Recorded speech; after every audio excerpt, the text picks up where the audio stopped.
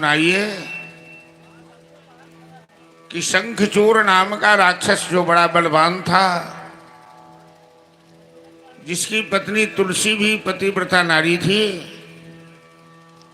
और भगवान शिव ने शंखचूर का कैसे संहार किया।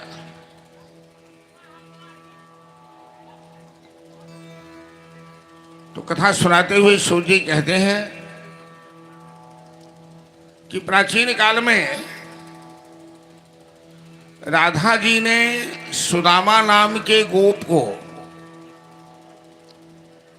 सुदामा नाम के गोप नारायण के अंश, नारायण का अंश ही था, और उससे कोई अपराध हुआ तो राधा जी ने उसे शाप दे दिया राक्षस हो जाने का। तो शंखचूर नाम के राक्षस का जन्म हुआ दैत्य वंश में। ब्रह्मा के पुत्र हुए मरीचि, मरीचि के पुत्र कश्यप,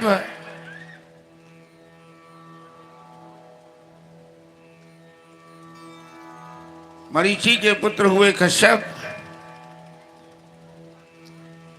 और कश्यप से ही संसार का विस्तार हुआ है। ये संसार काश्यपी सृष्टि कहलाती है। उसी वंश में धनु नाम के राक्षस हुए, और धनु के वंश में एक दंभ नाम का राक्षस हुआ, जो नारायण से तपस्या करके त्रिलोक विजेता पुत्र की मांग की। दंभ ने त्रिलोक विजेता पुत्र की मांग की नारायण से। नारायण ने उसे वरदान दिया, और नारायण के आशीर्वाद से दंभ को शंखचूर नाम का पुत्र प्राप्त हुआ।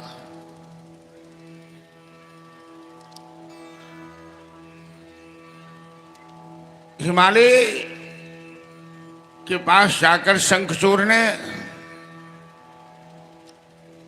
बड़ा ही कठोर तप किया, और राजा धर्मध्वज की पुत्री का नाम था तुलसी। तुलसी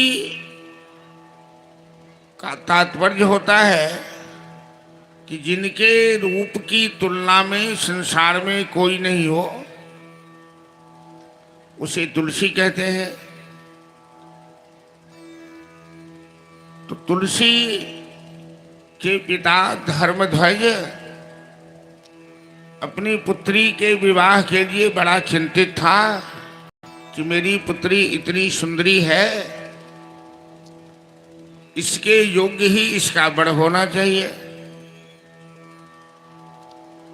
तो तुलसी ने योग्य वर प्राप्ति के लिए बद्रिकाश्रम जाकर तपस्या की, बड़ा कठोर तप करने लगी। ब्रह्मा जी ने तुलसी को दर्शन दिया, कहा वरदान मांगो। तो तुलसी ने कहा कि हे ब्रह्मदेव, हमें त्रिलोक विजेता पति होना चाहिए। मेरे होने वाले पति त्रिलोक विजेता हो। तो ब्रह्मदेव ने कहा कि शंखचूर नाम का दैत्य है,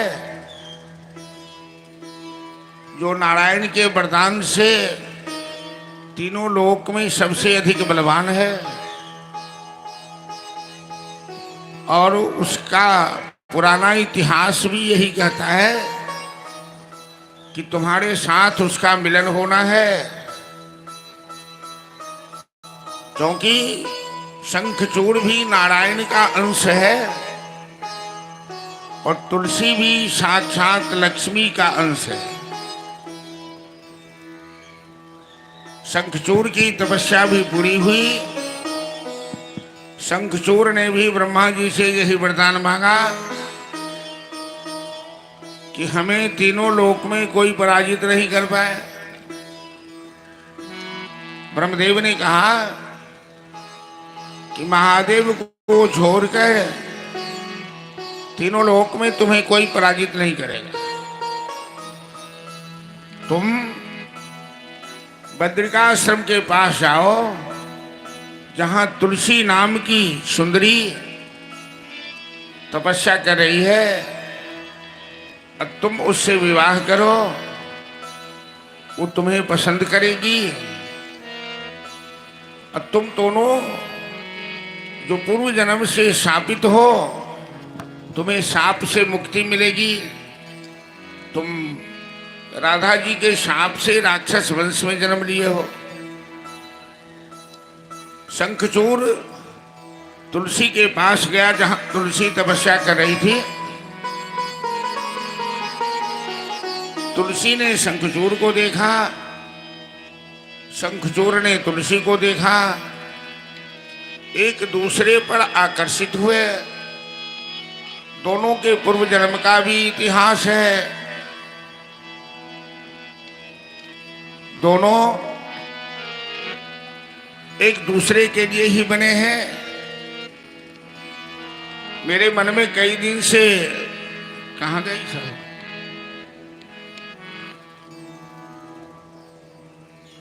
तो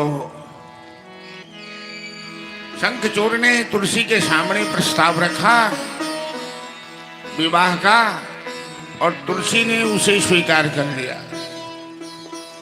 ब्रह्मा जी स्वयं तुलसी और शंखचूड़ का विवाह करवाया।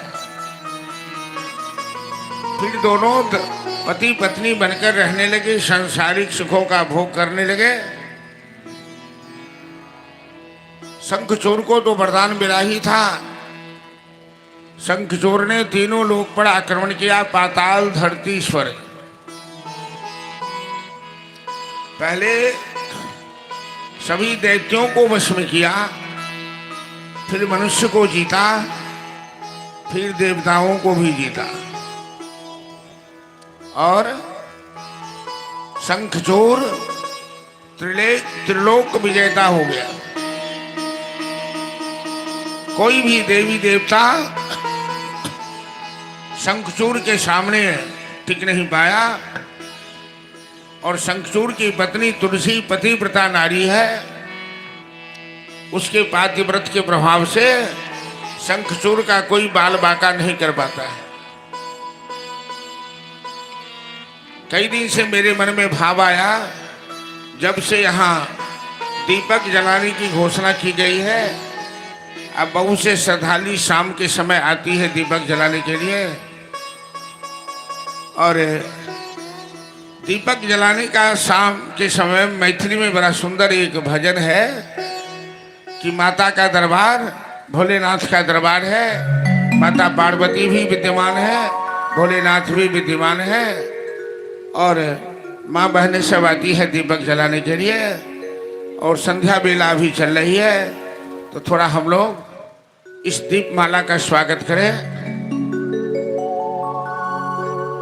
जगदम्बा घर में दियरा बारी ऐली है, जगदम्बा घर में दियरा बारी ऐली है। जगतारन घर में दियरा बारी ऐली है, जगतारन घर में दियरा बारी ऐली है। बारी ऐली है, बारी ऐली है, बारी ऐली है, दियरा बारी ऐली है। जगदम्बा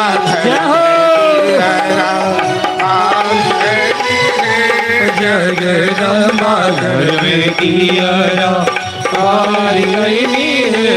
भोलेनाथ के डोरिया दियरा बारी ऐली है। भोलेनाथ के डोरिया दियरा बारी ऐली है।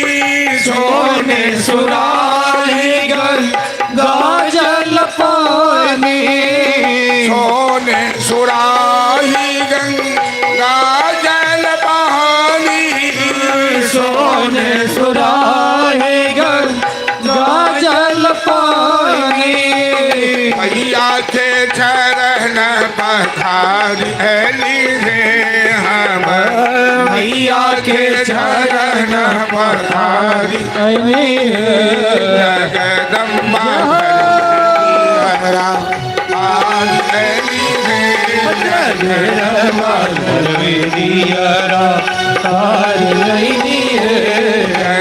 कारण घर में दियरा बारी ऐली है जय कारण घर में दियरा बारी ऐली कारण घर में दियरा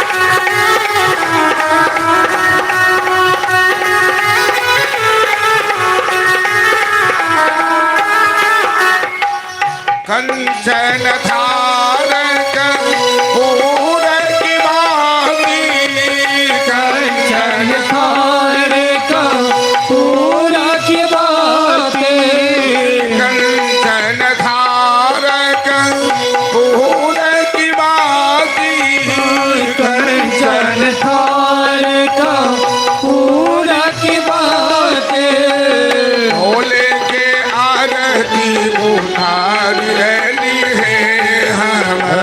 भोले के आरती उतारी जगदम्बा पारी ऐली है जगदम्बा घर में दियरा पारी ऐली है जगदारन घर में दियरा पारी ऐली है जगदारन घर में दियरा पारी ऐली है जगदारन घर में दियरा सोने की थाली में व्यंजन परोसल सोने के थाली में व्यंजन परोसल सोने के थाली में व्यंजन परोसल सोने के थाली में व्यंजन परोसल भैया के भोग लगा हम भैया के भोग लगा जगदम्बा जगदम्बा घर में दियरा पारी ऐली जगदारन घर में दियरा पारी ऐली है जगदारन घर में दियरा पारी ऐली बारी ऐली है दियरा बारी ऐली है पारी ऐली है दियरा पारी ऐली जगदम्बा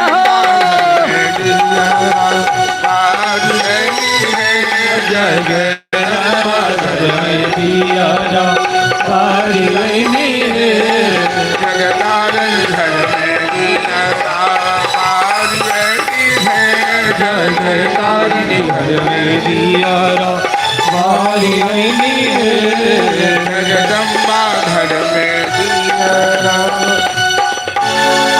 ओ राजा शक्ति भवानी की जय।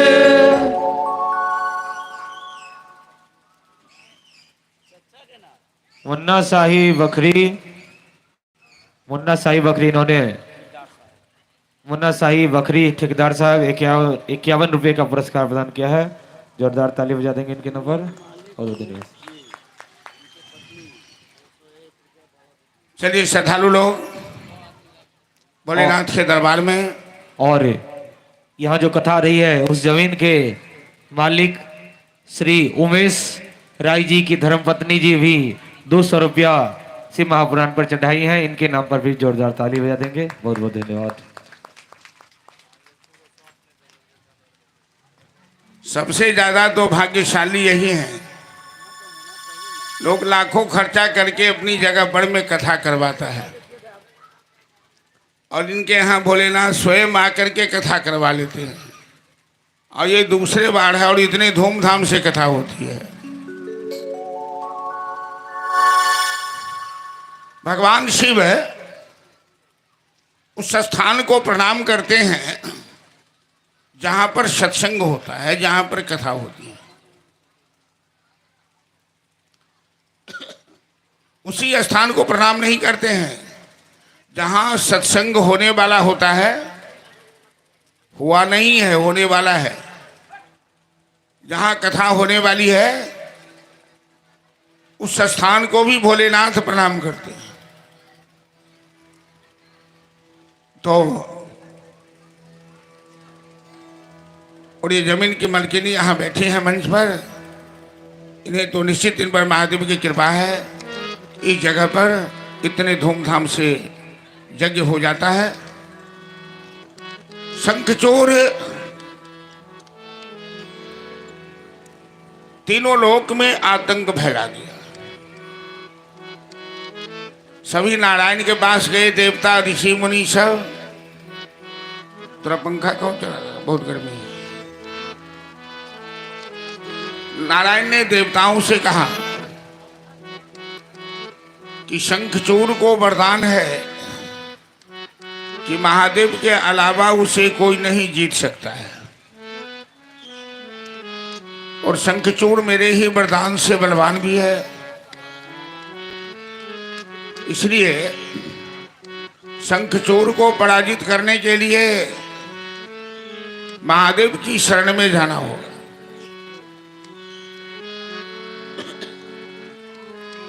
महादेव से प्रार्थना करनी होगी। तो सभी देवता महादेव के पास आए, भोलेनाथ से प्रार्थना शुरू किए। भोलेनाथ, आप तो सत्य सनातन पुरुष हैं, आप सृष्टि के कर्ता धर्ता संहर्ता हैं,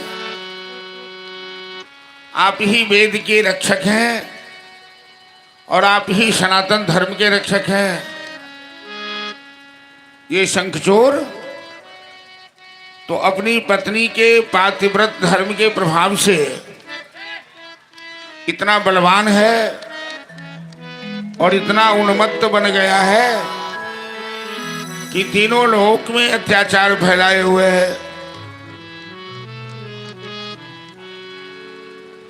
भगवान शिव देवताओं की प्रार्थना सुनकर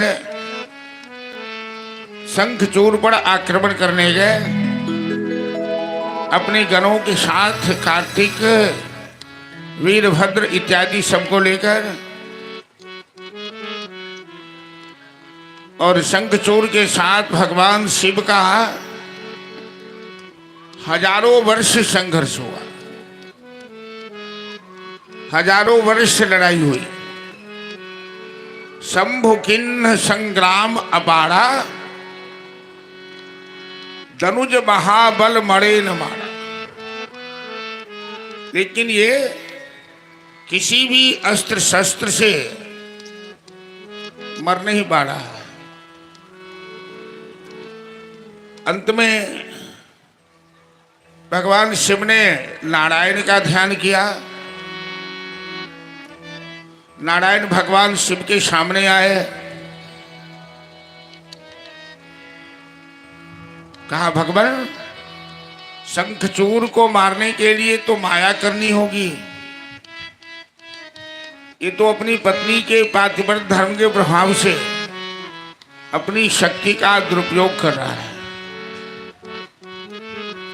तो आप छल करके इसकी पत्नी के व्रत का, धर्म का भंग कीजिए। जब तक इसकी पत्नी का धर्म नष्ट नहीं होता तब तक शंखचूड़ किसी से मरने वाला नहीं है। तो महादेव और शंखचूड़ का युद्ध चल रहा था। रणभूमि में नारायण एक वृद्ध ब्राह्मण का वेश बनाकर आए शंखचूड़ के पास और शंखचूड़ की प्रशंसा करने लगे कि शंखचूड़, तेरे जैसा वीर पुरुष इस धरती पर न कभी हुआ न कभी होने वाला है। तुम बहादुर हो, तुम त्रिलोक विजेता हो, तुम्हारी पत्नी भी पतिव्रता नारी है और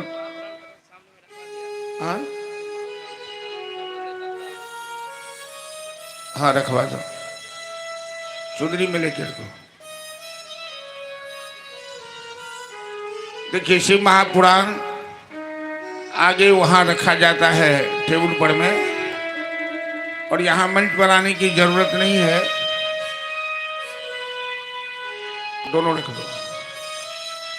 आप लोग जो उस पर चढ़ाना चढ़ाएंगे वहीं आकर चढ़ाकर वहीं से वहीं चले जाएंगे, क्योंकि अभी प्रसाद तो मिलेगा नहीं। आरती के बाद प्रयास करेंगे प्रसाद भी देने का, आज अंतिम दिवस है। लेकिन अभी जिनको चढ़ाना है वहाँ ग्रंथ रखा जा रहा है और वहीं अपना प्रणाम कर लीजिए कीजिएगा। टेबल पर ऊपर आने में भी सबको दिक्कत होती है। तो वृद्ध ब्राह्मण ने शंखचूड़ से कहा कि तुम बहुत बड़े दानी भी हो, तेरी ख्याति तेरा यश तीनों लोक में फैला है। मैं तुमसे कुछ मांगने आया हूं। शंखचूड़ ने कहा, ब्राह्मण सिंह की मांगिए, क्या मांगते हैं? वृद्ध ब्राह्मण ने कहा कि जब तक तुम प्रतिज्ञा नहीं करोगे तब तक मैं मांगने, एक फूल की माला भी रख दो, यहां से ले जाओ।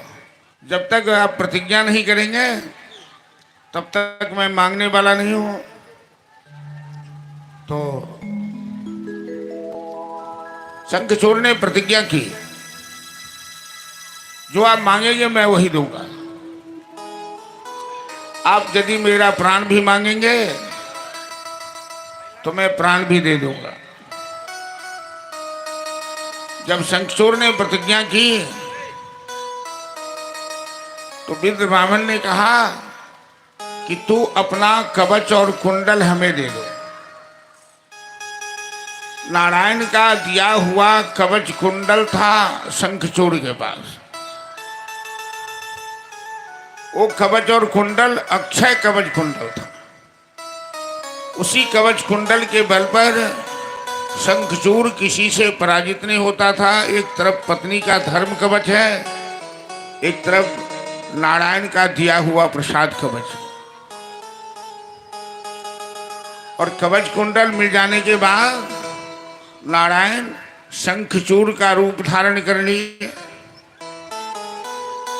कवच कुंडल धारण करके तुलसी के पास आए।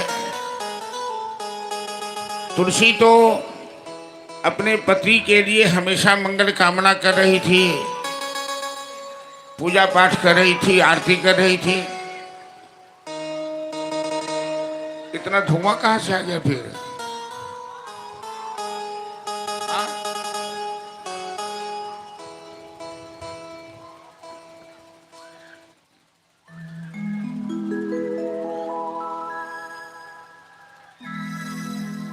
पंखा बंद कर दिए, पंखा से ही धुआं गया, पूरा पंडाल अंधकार हो गया।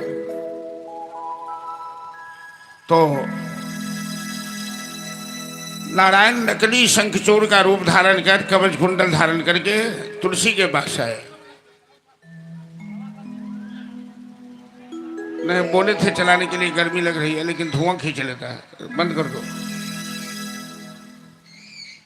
नारायण ने कहा नकली शंखचूड़ ने तुलसी से कि मैंने आज युद्ध में शिव को पराजित कर दिया और शिव से हमारी दोस्ती हो गई। अब हम दोनों शांति से रहेंगे। तीनों लोक में हमसे कोई लड़ने वाला नहीं है। मैं त्रिलोक विजेता हो गया हूं। तुलसी को बड़ी प्रसन्नता हुई। तुलसी ने अपने पति की आरती की, अपने पति को तिलक किया और उसके बाद दोनों बड़े ही आनंद से विश्राम में गए। सांसारिक विषयों का भोग किया। तुलसी अति प्रसन्न होकर अपने पति के साथ रमन करने लगी।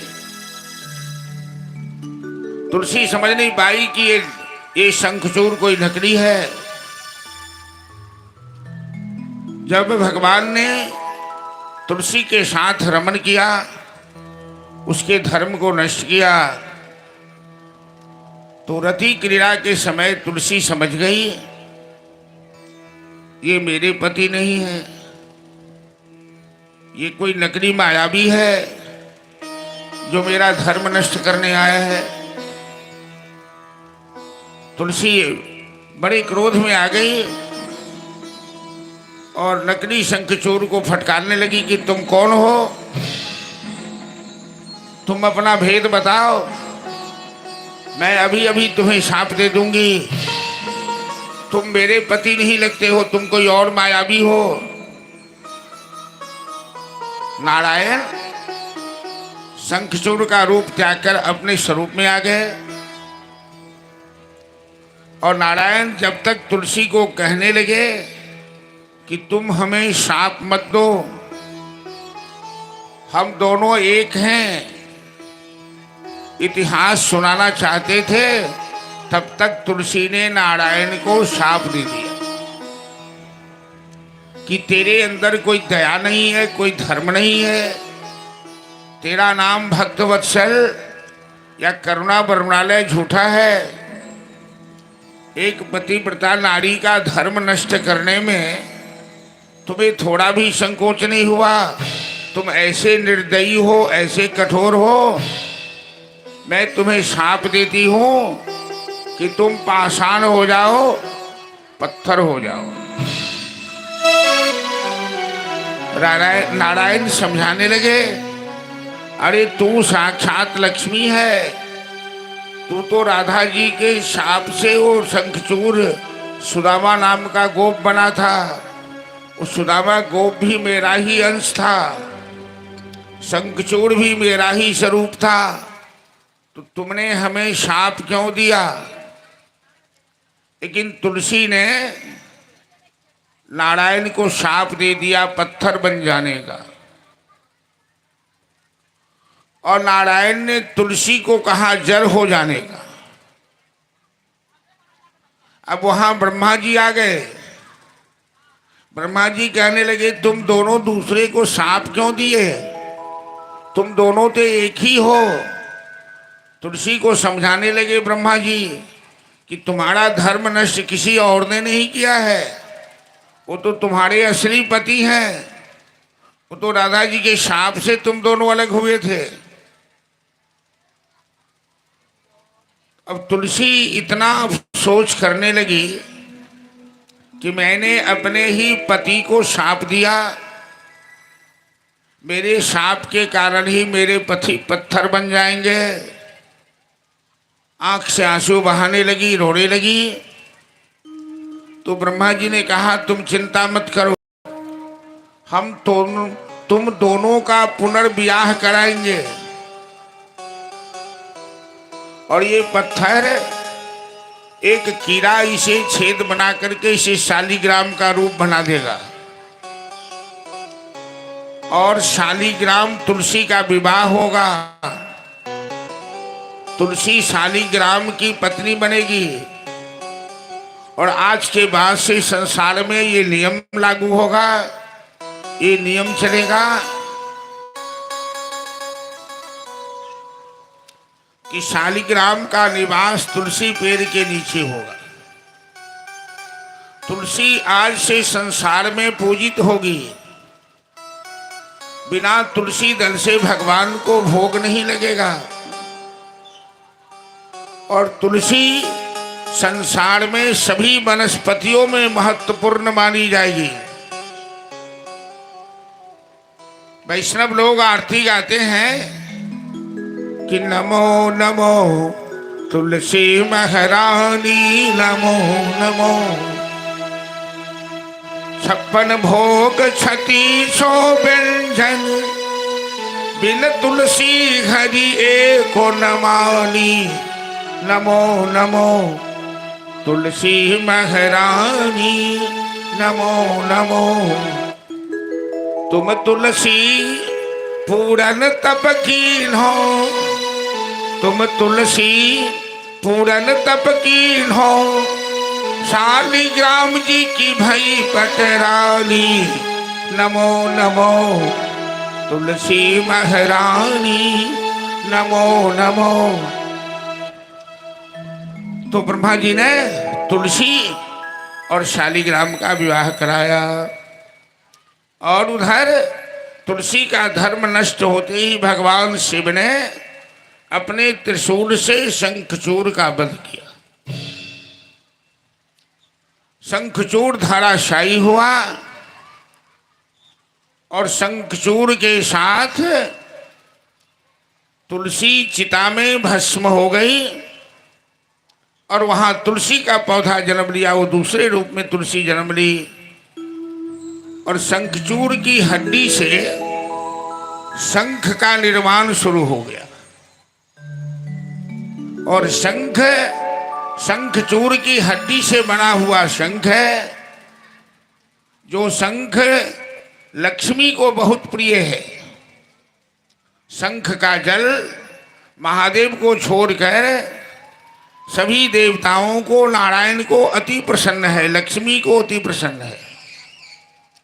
इसीलिए शालिग्राम जी का स्नान शंख से कराया जाता है। शंख के जल से, शंख के दूध से। और शंख का पानी भक्तों पर छीटा जाता है, वो अति पवित्र तीर्थ जल बन जाता है। बिना तुलसी दल के शालिग्राम नारायण की पूजा नहीं हो सकती। और तुलसी सभी वनस्पतियों में सर्वश्रेष्ठ बनी।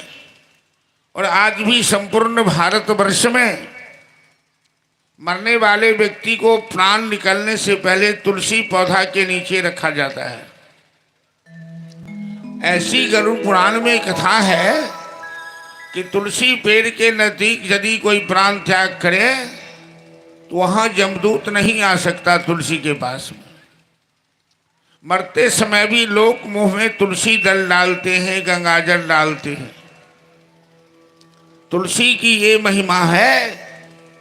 लेकिन अपने मिथिला में तुलसी की बड़ी निंदा है।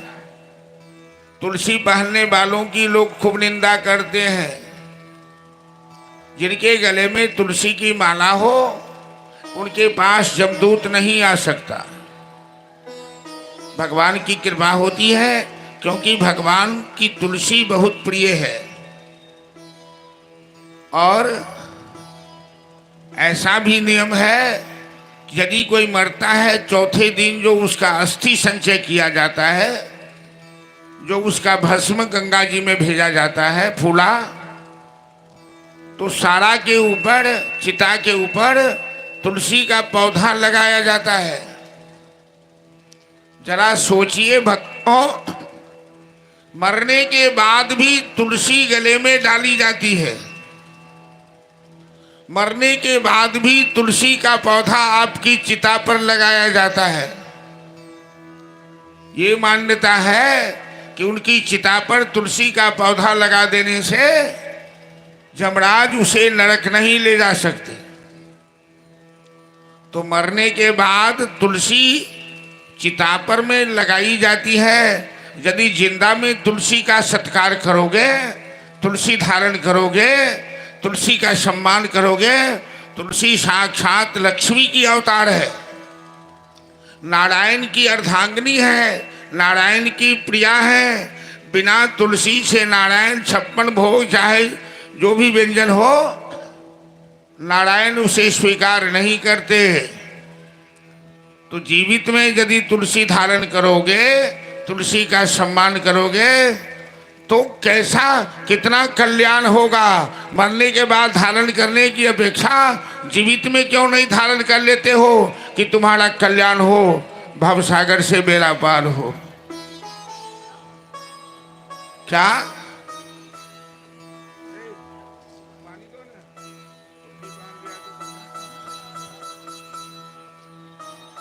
दुनिया में बार बार आना चाहते हो क्या? क्या समझते हो कि दुनिया मेरी बपौटी है, मेरी बुनियाद है? बाप आए, दादे आए, परदादे आए, कितने आए गए, आया राम गया राम। धरती अपनी जगह पर है, कोई यहां से 1 इंच भी ले नहीं जा सका। कोई भी जरा छाती ठोक के बता दे, क्या दुनिया में रहने वाला कोई सुखी है? दुनिया में कोई सुखी नहीं है। हर व्यक्ति को कष्ट है किसी न किसी प्रकार का। किसी को बुढ़ापे का कष्ट है, किसी को बीमारी का कष्ट है, किसी को रोगी का कष्ट है, कोई बच्चे के लिए कष्ट में है, कोई पति के लिए, कोई पत्नी के लिए, कोई दौलत के लिए, कोई नौकरी चाकरी के लिए। मृत्यु का डर तो हमेशा लगा है लोगों को। पता नहीं आएगा जबड़े बुलावा हरि का, छोड़ के सब कुछ जाना पड़ेगा। कब बुलावा आएगा कोई नहीं कर सकता है। और ये संसार में ये दुख का अड्डा है, ये दुख का खजाना है। संसार में बार बार पुण्य जननम पुण्य विमरणम पुण्य जननी जठरे शयनम यह संसारे खल दुस्तारे कृपया पारे पाहि मुरारे। इस संसार में बार बार जन्म लेना अच्छी बात नहीं है। इसलिए प्रतिदिन भगवान से प्रार्थना करो, हे बांके बिहारी, हे भोलेनाथ, ये संसार दुख का अड्डा है, हमें संसार में दोबारा मत भेजो। ये मत सोचो कि सब दिन अहियापुर में जन्म होगा, मुजफ्फरपुर में जन्म होगा। पता नहीं भगवान अगला जन्म किस रूप में देंगे, गधा बनाएंगे कि कुत्ते बनाएंगे कि बिल्ली बनाएंगे कि पेड़ पौधे बनाएंगे या मनुष्य ही बनाएंगे तो कहीं और भेज देंगे। उनकी मर्जी है, जहां वो भेजेंगे वहां जाना पड़ेगा। तो भगवान से प्रार्थना करनी है, इस दुनिया में न भेजना दोबारा, हम पर कृपा बनाओ। हे बांके बिहारी, हे भोलेनाथ, हम तो पतित हैं लेकिन तुम तो पतित पावन हो। हम तो अनाथ हैं लेकिन तुम तो मेरे नाथ हो। हम तो मूर्ख हैं पर तुम तो बड़े ज्ञानी हो। हम तो मरने वाले हैं, तुम तो सनातन पुरुष हो। हमें अपनी शरण में ले लो, हमें इस जीवन मरण के चक्कर से मुक्ति दे दो। ये संसार दुख का अड्डा है, कोई खुशी नहीं है। कितना भी संपन्न व्यक्ति हो लेकिन बुढ़ापा में आता है तो बड़ा ही दुख होता है उसे। वो सोचता है अंगं गलितम पलितम मुंडम दशन विहितम जातम तुंडम और वृद्धे जात गृहीत्वा दंडम। बुढ़ापे में जब हाथ में लाठी आती है और बच्चे से पानी मांगते हैं, पोता है, पोती है, बेटा है, गए बुढ़ा टट्टर मत कर।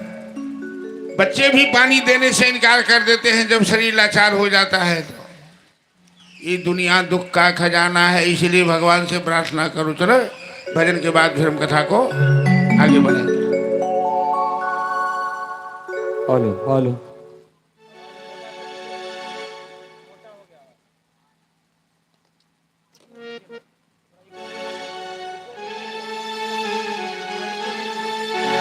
हेलो हेलो हेलो जय महादेव जय महादेव हेलो हेलो हेलो जय महादेव हेलो बोलिए उमापति महादेव की जय। बाके बिहारी मुझको देना सहारा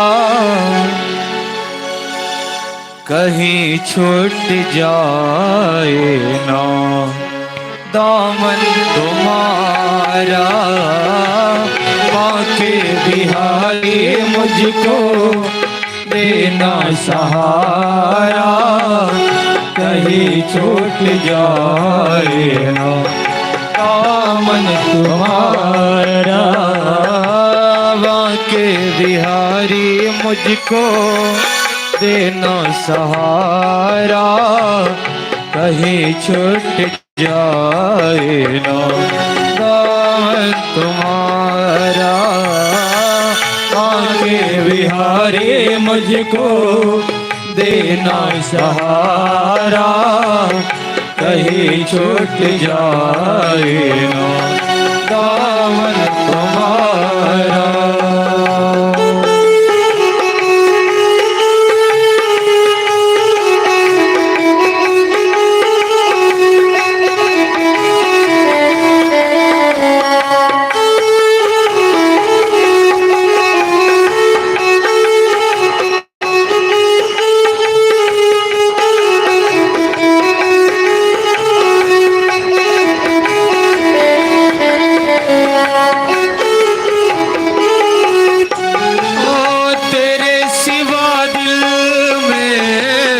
समाए न कोई तेरे सिवा दिल में समाए न कोई।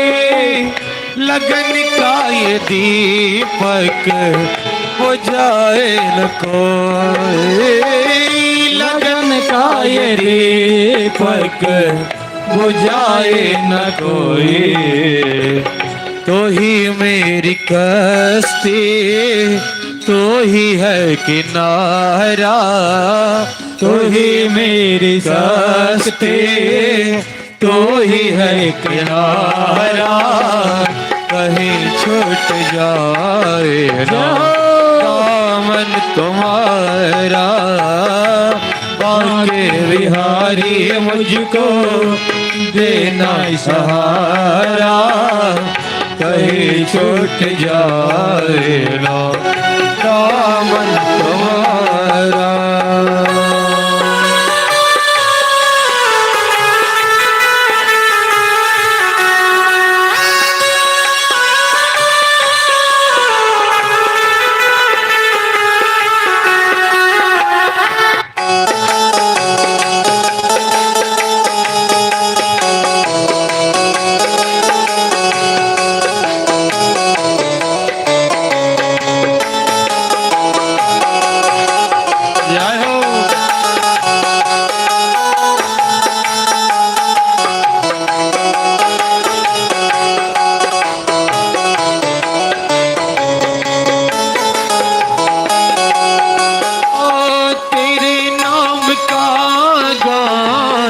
गाता रहूं मैं तेरे नाम का गान गाता रहूं मैं। सुबह शाम तुझको रिझाता रहूं मैं। सुबह शाम तुम्हें को रिझाता रहूं मैं। तेरा नाम मुझको है प्राणों से प्यारा। तेरा नाम मुझको है प्राणों से प्यारा। कहीं छूट जाए ना दामन तुम्हारा। बाके बिहारी मुझको देना सहारा कहीं छूट जाए ना दामन तुम्हारा।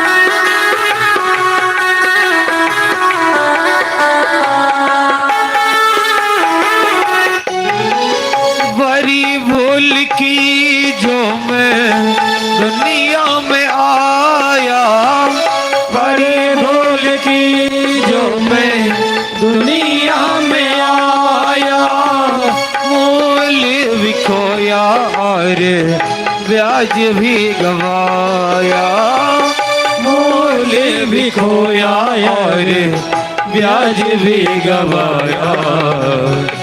दुनिया में मुझको ना भेजना दोबारा, दुनिया में मुझे को ना भेजना दोबारा।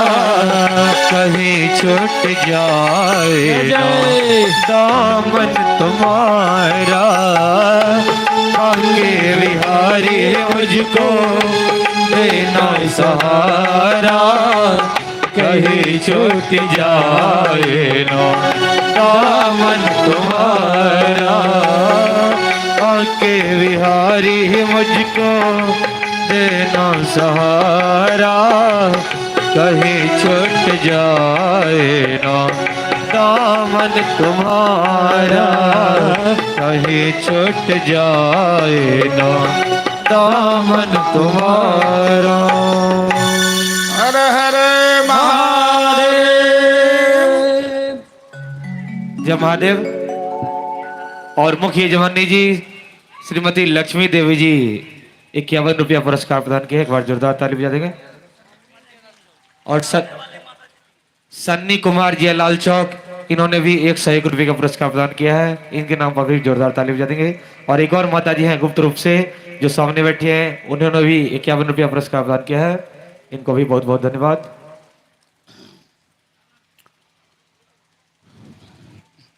धर्म रक्षक भगवान शिव ने शंखचूड़ का विनाश कर तीनों लोक में शांति व्यवस्था की,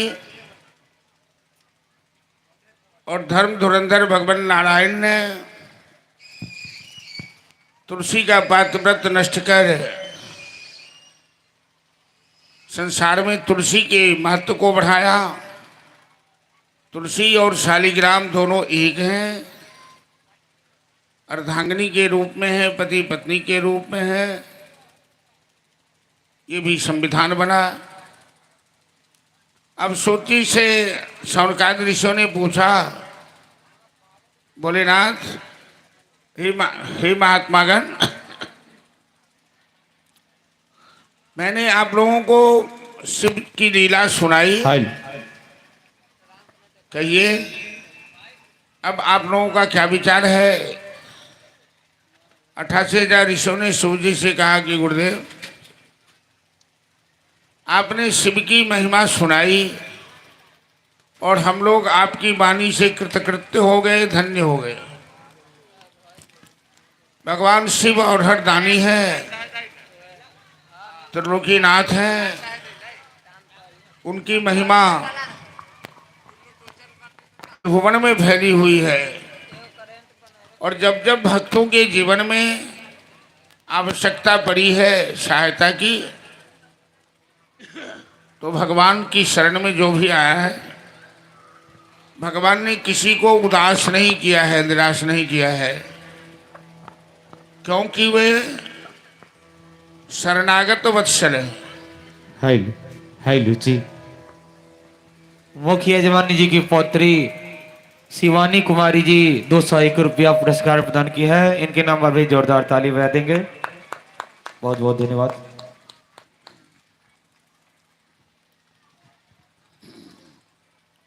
तो भगवान की कथा से तृप्ति नहीं हो रही है।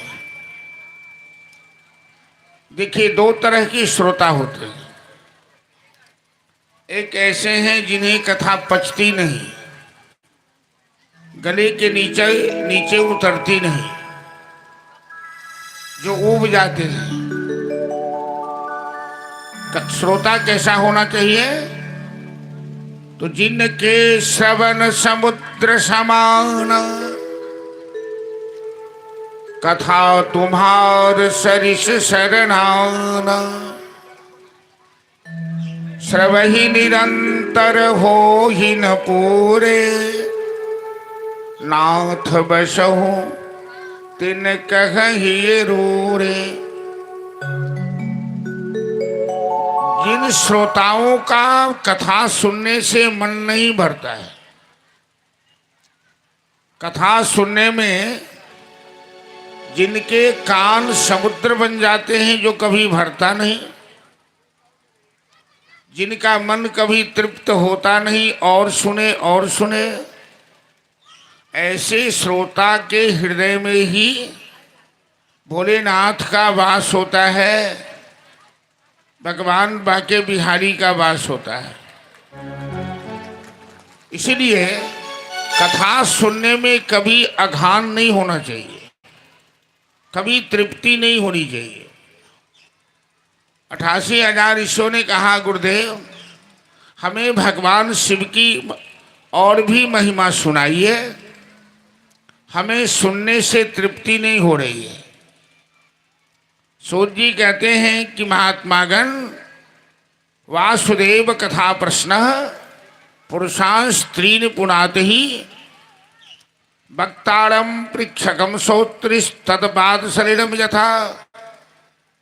भगवान की कथा से तीनों प्रकार के व्यक्ति पवित्र हो जाते हैं, वक्ता भी पवित्र हो जाते हैं, श्रोता भी पवित्र हो जाते हैं, सहयोग करने वाले भी पवित्र हो जाते हैं।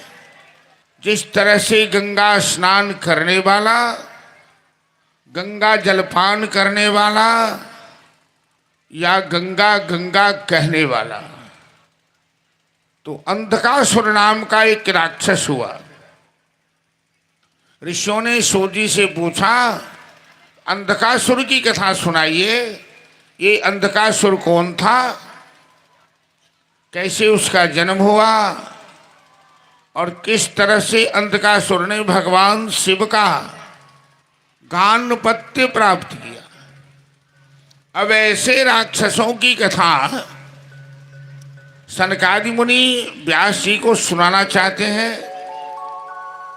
वही कथा सूत जी सौनकादि ऋषि को सुनाना चाहते हैं। कुछ ऐसे राक्षस हुए जो तीनों लोकों में आतंक फैलाया, तो भगवान ने उसका संहार किया है।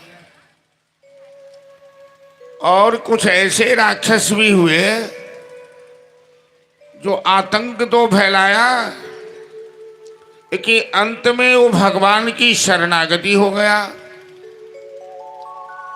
और भगवान की शरणागति हो गया तो भगवान उसे गानपत्य प्रदान करते हैं। गानपत्य कहते हैं, जैसे जो जीव संसार से मुक्त हो गया, वैकुंठ में निवास करने लगा, वो भगवान का पार्षद बन जाता है।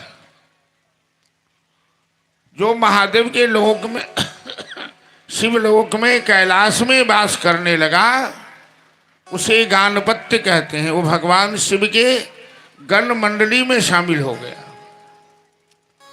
तो बहुत से राक्षस हुए हैं, जैसे अंधकासुर नाम का राक्षस, गजासुर नाम का राक्षस, बाणासुर नाम का राक्षस।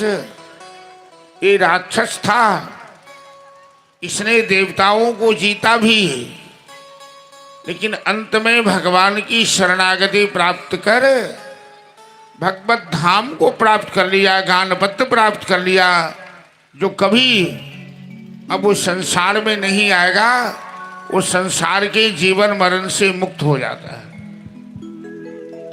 अंधकासुर नाम का राक्षस कौन था, ये सूत जी ने पूछा। और सूत जी कहते हैं कि एक बार माता पार्वती महादेव के साथ एकांतवास कर रहे थे, तो भगवान शिव आंखें बंद कर समाधि में लग जाते हैं। भगवान शिव की एक बहुत बड़ी विशेषता है, वो आंखें खोलकर बहुत कम रखते हैं। आप देखते होंगे भगवान शिव का कैलेंडर या फोटो, वो हमेशा आंख बंद के समाधि में रहते हैं, क्योंकि उनके मानस मंदिर में हमेशा राम नाम का दीपक जलता रहता है।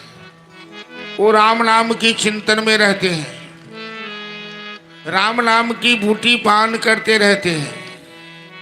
उनके जीवन में और किसी चीज का महत्व नहीं है राम नाम के अलावा।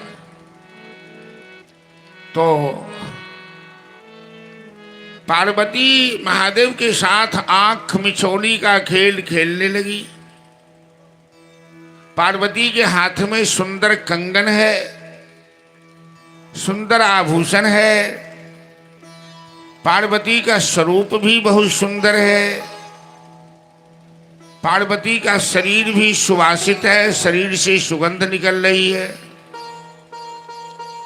तो पार्वती आई पीछे से और दोनों हाथ से भगवान शिव के नेत्र को बंद कर दिया, उनकी आंखें बंद कर दी। इतने जोर से आंखें दबा दी और माता जी का कंगन भगवान शिव की आंख में सट गई। तो उनकी आंख से आंसू के बूंद टपक पड़े धरती पर। धरती पर जब आंसू के बूंद टपके, उस बूंद से एक अंधा व्यक्ति पैदा हो गया। अब वो जोर जोर से चिल्लाने लगा, रोने लगा। तो भगवान शिव मुस्कुराते हुए कहते हैं पार्वती से कि गिरिजा, तुमने ऐसी आंख मिचौनी का खेल खेला, अंधा पुत्र पैदा ले लिया है। अब इसका माँ बाप कोई और नहीं है, ये तुम ही इसकी माता हो और मैं ही इसका पिता हूँ। इसका लालन पालन तो तुम्हें करना होगा। महादेव का आदेश मानकर माता पार्वती ने अंधकासुर, उस अंधे बालक को अपने गोद में ले लिया। ऐसे ही समय बीतता गया। सृष्टि की आदि में हिरण्यकश्यप और हिरण्याक्ष नाम के दो राक्षस हुए। ये दोनों कश्यप ऋषि के पुत्र थे। ऋषियों ने पूछा सूत जी से कि कश्यप तो ब्रह्मद्रष्टा ऋषि थे, बड़े तपस्वी थे और पुत्र पिता के समान होता है, तो ऋषि की संतान, ऋषि के पुत्र राक्षस कैसे हो गए? कश्यप ऋषि के पुत्र दैत्य कैसे हो गया? सूत जी महाराज कहते हैं, यदि इंसान गर्भाधान में भूल करे, गर्भाधान में संयम नहीं रखे और गलत मुहूर्त में गर्भाधान करे, तो अच्छे माता पिता की संतान भी गलत हो जाती है। वो मुहूर्त की देन होती है। कश्यप की पत्नी दीति और अदिति, अदिति से देवता का जन्म है, दीति से दैत्य का जन्म है। एक दिन दीति शाम के समय श्रृंगार करके अपने पति के पास आ गई और पति से रमन करने का आग्रह किया। कश्यप ऋषि ने कहा कि देवी, शाम के समय स्त्री पुरुष का संयोग नहीं होना चाहिए। शाम के समय भगवान रुद्र हर घर घर में भ्रमण करते हैं, चक्कर लगाते हैं, लोगों का हिसाब किताब करते हैं। लक्ष्मी नारायण भी शाम के समय भ्रमण करते हैं। शाम के समय भगवान का भजन करो, मंगला आरती करो, शाम के समय भोजन मत करो और स्त्री पुरुष का संयोग, बुरा काम मत करो, वरना भगवान रुद्र, महादेव का अंश ही रुद्र कहलाता है, शाप दे देते हैं। लेकिन महाकवि कालिदास ने मेघदूतम काव्य में लिखा है कि कामार्ता ही प्रकृति के बना चेतना चेतनेषु। जब मानव के हृदय में वासना जग जाती है, काम वासना उद्दीप्त हो जाती है, तो उसे चेतन अचेतन, सुबह और शाम का ख्याल नहीं रहता है। दीति काम वासना से उद्दीप्त हो गई थी। पति के मना करने पर भी अपने पति को मजबूर कर दिया और पति ने स्त्री के साथ संयोग किया। शाम के समय गर्भवती हुई और 2 जुड़वा बालक को जन्म दिया अदिति ने।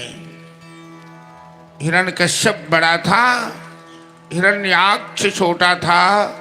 ये धरती के प्रथम राक्षस हैं, यहीं से राक्षस वंश चला है। तो दोनों जन्म के समय ही इतने जोर से चिल्लाया कि धरती स्वर्ग सब कांपने लगे। दोनों 4-4 हाथ रोज बढ़ता था। अब यदि बालक 4-4 हाथ बढ़ने लगे तो माता पिता के सामने समस्या होगी ना। आज जो कपड़ा सिलाएगा कल छोटा हो जाएगा, फिर कल कपड़ा सिलाए, कल वाला परसों छोटा होगा। तो 4-4 हाथ बढ़ने वाले को कपड़ा कहाँ से मिलेगा। ये 4-4 हाथ बढ़ना ये शारीरिक वृद्धि नहीं है, इच्छा शक्ति की वृद्धि है। हिरण्यकश्यप उसे कहते हैं जो भोगी है, हिरण्याक्ष उसे कहते हैं जो संग्रही है। एक भाई जमा करता था और दूसरा भाई उसे भोग करता था। बड़ा भोग करता था और छोटा संग्रह करता था। हिरण्याक्ष ने पृथ्वी को समुद्र में डुबा दिया और भगवान ने बाराह रूप अर्थात सूगर का रूप धारण कर हिरण्याक्ष का वध किया था। उसी हिरण्यकश्यप के 4 पुत्र थे, प्रहलाद, आह्लाद, बिहुलाद आदि उसके नाम थे। और प्रहलाद भगवान का बहुत बड़ा भक्त था। जिन प्रहलाद की रक्षा के लिए स्वयं भगवान को नरसिंह रूप धारण करना पड़ा। एक बार हिरण्यकश्यप ब्रह्मा जी से वरदान प्राप्त कर तीनों लोक में अजय हो गया और कहने लगा मैं ही भगवान हूं, मेरा नाम जपो, मेरे अलावा धरती पर कोई भगवान नहीं है, कोई यज्ञ नहीं, कोई पूजा नहीं, कोई कथा प्रवचन नहीं। हाहाकार मच गया। देवताओं ने भगवान से प्रार्थना की। भगवान ने कहा चलो हमें मालूम है, मैं इसे ठीक कर दूंगा।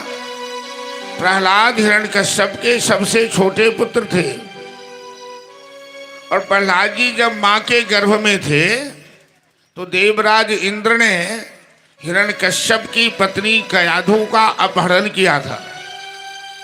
और जब तक कयाधु गर्भवती थी तब तक नारद मुनि के आश्रम में रही। नारद मुनि के आश्रम में वेद गीता रामायण की चर्चा होती है और कयाधु वेद गीता रामायण का सत्संग करती रही। उनके गर्भ में जो बच्चा था वो मां के गर्भ में ही वेद शास्त्रों का सभी ज्ञान प्राप्त कर लिया। गर्भवती महिला को हमेशा सावधान रहना चाहिए। यदि उत्तम संतान चाहती है, संस्कारी संतान चाहती है तो गर्भवती महिला को अपनी आंख पर, अपनी जिह्वा पर कंट्रोल करना होगा। क्योंकि गर्भवती महिला जैसा आचरण करती है सीधा उसका प्रभाव उसके गर्भ के बच्चे पर पड़ता है। वो जैसा सोचेगी, वो जैसा भोजन करेगी, वो जैसा संग करेगी, उसका प्रभाव बच्चे पर पड़ता है। इसीलिए गर्भवती महिला यदि गीता रामायण भागवत पाठ करेगी उस बच्चे के ऊपर उसका सीधा प्रभाव पड़ेगा। वो यदि मांस मछली मांस खाना बंद करे तो उसका पुत्र, उसकी संतान भी शाकाहारी होगी, बड़ी संस्कारी होगी। और दृष्टि की बात मैंने कही।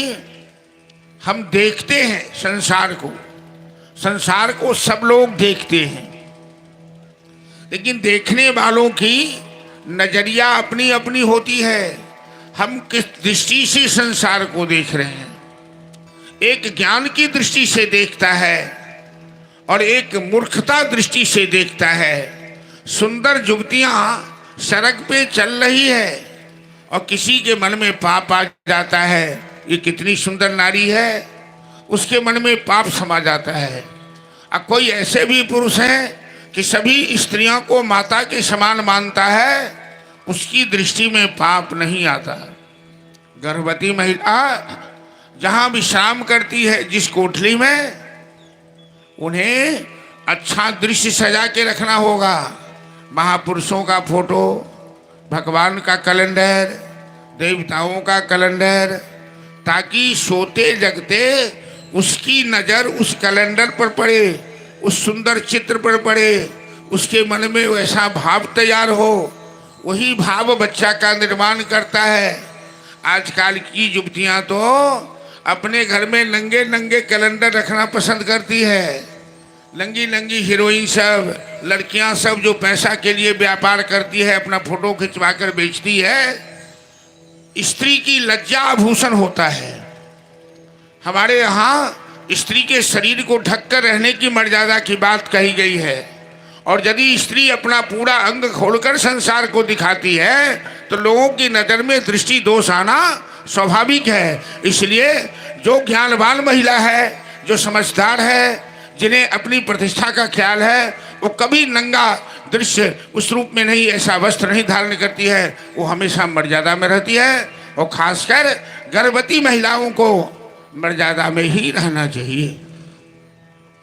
परिणाम हुआ कि दीति के गर्भ से राक्षस पुत्र पैदा लिया। तो प्रहलाद जी हिरण्यकश्यप के भय से धरती आतंकित हुई। एक दिन प्रहलाद पाठशाला से पढ़ के आए।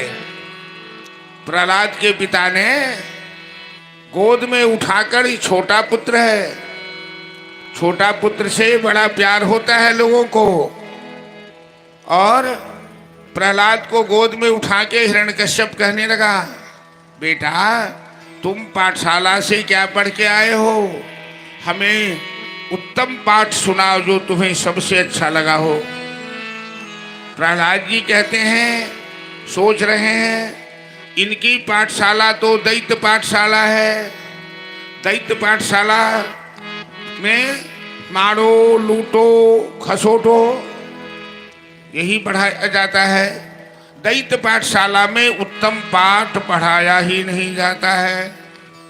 वहाँ तो अंधेर नगरी चौपट राजा, टके सिर भाजी टके सिर खाजा। मैं एक चुटकुला सुनाता हूँ। एक गुरु चेला काशी से पढ़ के जा रहा था, तो पढ़ाई में तो बहुत परिश्रम पड़ता है। तो देखा एक गांव में प्रवेश किया।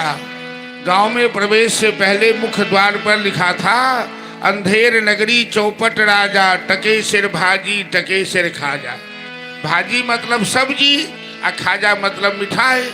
तो 1 रुपया में 1 किलो सब्जी भी और 1 रुपया में 1 किलो मिठाई भी। चेला ने कहा, गुरुजी थोड़ा दिन इसी गांव में रहते हैं,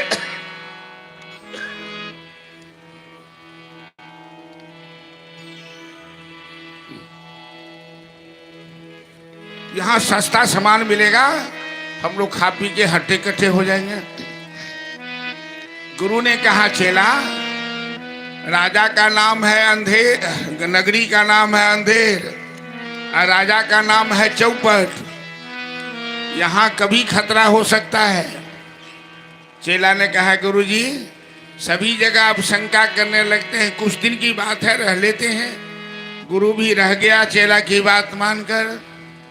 उस गांव में एक दिन घटना घटी। ध्यान से सुनिए भाई। एक किसी के घर में चोरी हुई।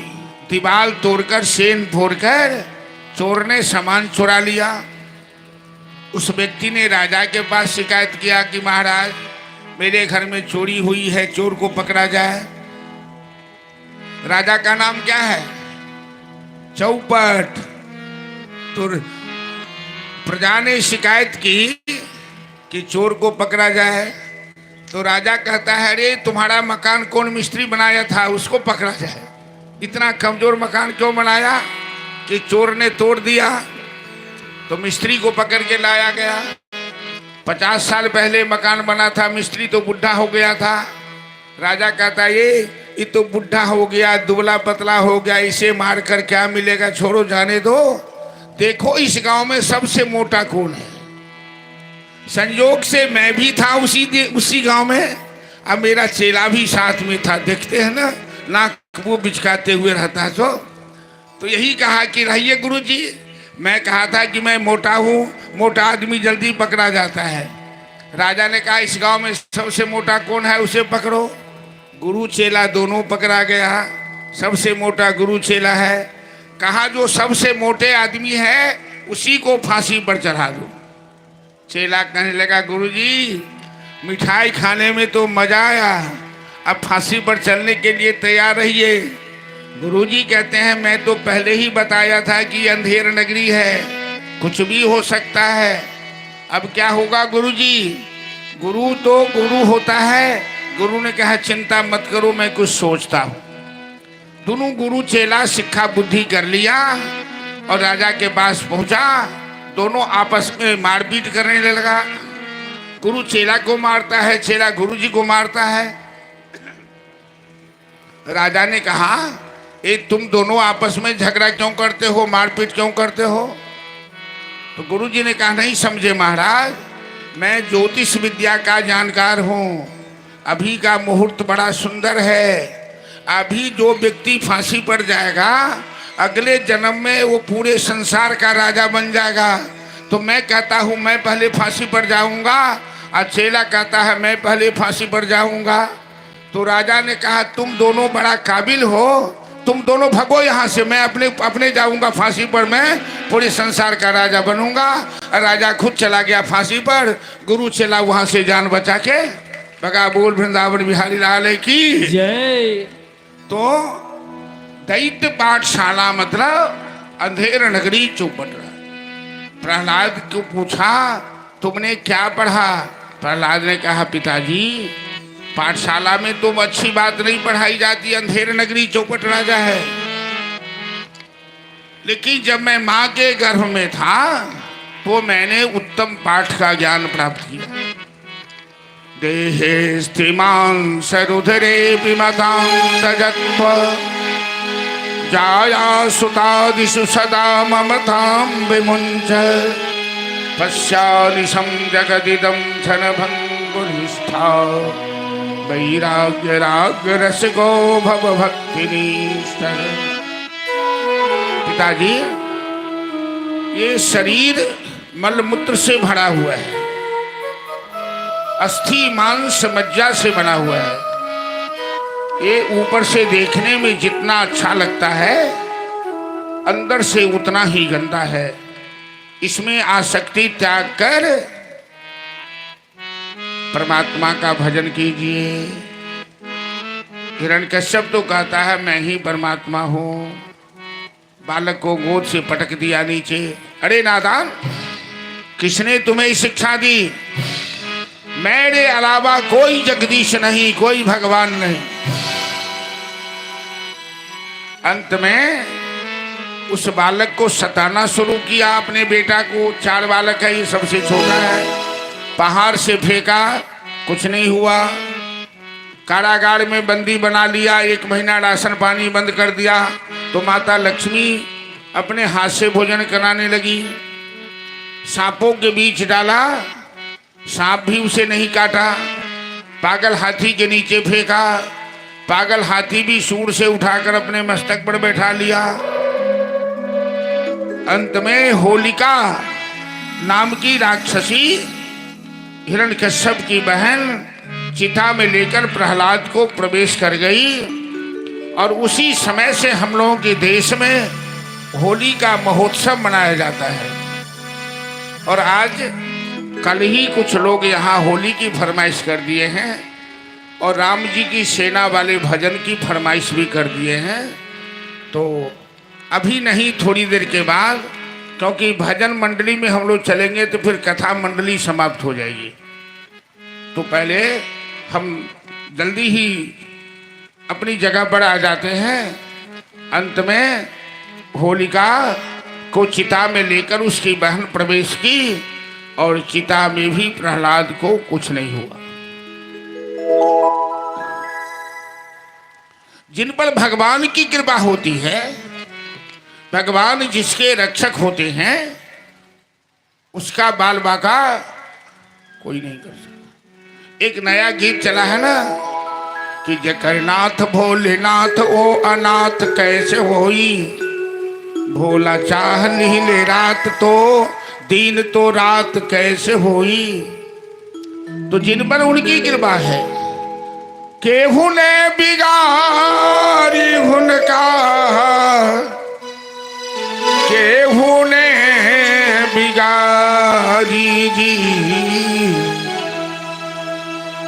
राम ने बिगाड़े उनका, केहू ने बिगाड़ी जी, राम ने बिगाड़े उनका, केहू ने बिगाड़ी जी, राम ने बिगाड़ी। केहू ने बिगाड़ी उनका, केहू ने बिगाड़ी जी, राम ने बिगाड़े उनका, केहू ने बिगाड़ी जी, राम ने बिगाड़ी। उनका केहू ने बिगाड़ी जी, राम ने बिगाड़ी।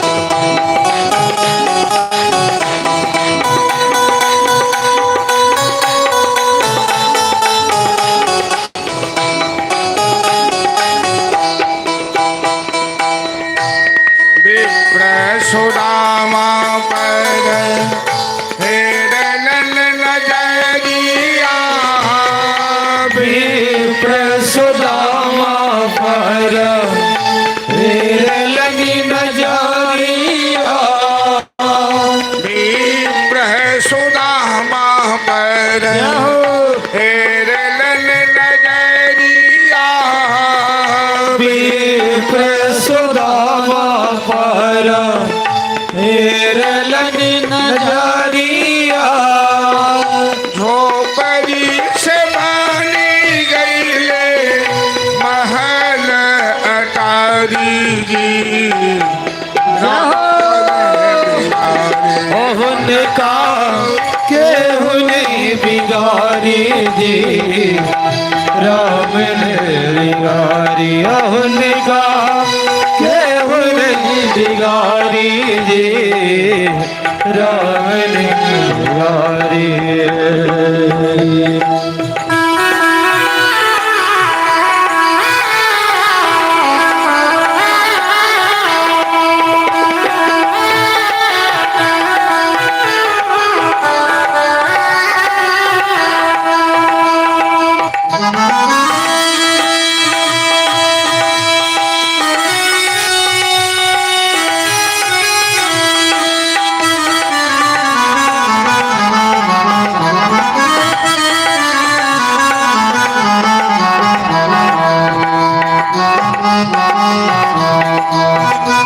जय हो,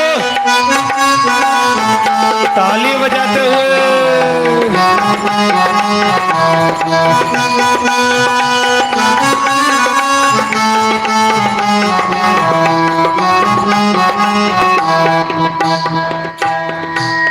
बीच सभा में द्रौपदी पुकारी, बीच सभा में द्रौपदी पुकारी जी, बीच सभा द्रौपदी पुकारी बीच सभा में द्रौपदी पुकारी खेचत चीर सांसनहारी राम ने बिगारी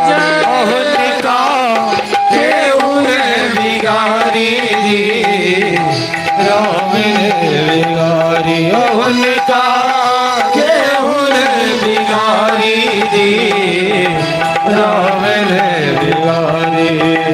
हर हर महादेव। यदि भगवान नहीं बिगाड़ेंगे, महादेव नहीं बिगाड़ेंगे, तो कोई नहीं बिगाड़ सकता। और यदि महादेव प्रसन्न नहीं है तो फिर तो क्या कहना है। दैत्यराज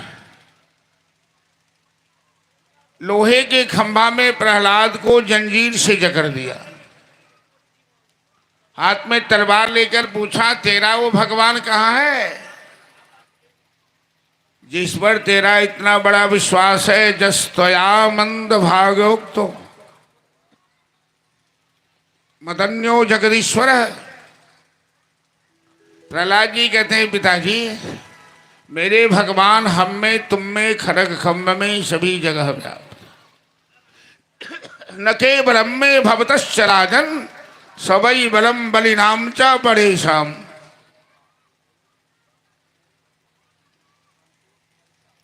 परे बरेमी स्त्रीजंगमाया ब्रह्मादयो जैन वशम प्रणीत। वही भगवान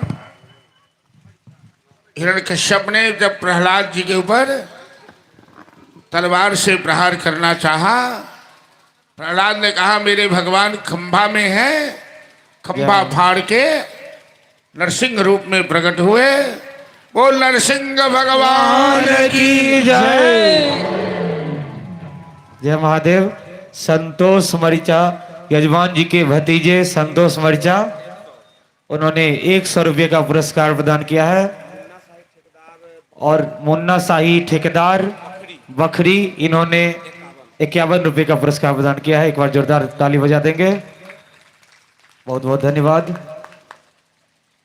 भगवान नरसिंह रूप में प्रकट होकर हिरण्यकश्यप का पेट फाड़ा, प्रहलाद जी की रक्षा किया। प्रहलाद दैत्य वंश का राजा बने। हिरण्यकश्यप का छोटा भाई था हिरण्याक्ष। हिरण्याक्ष को कोई पुत्र नहीं था। ओ तपस्या, महादेव को प्रसन्न करने के लिए तपस्या किया।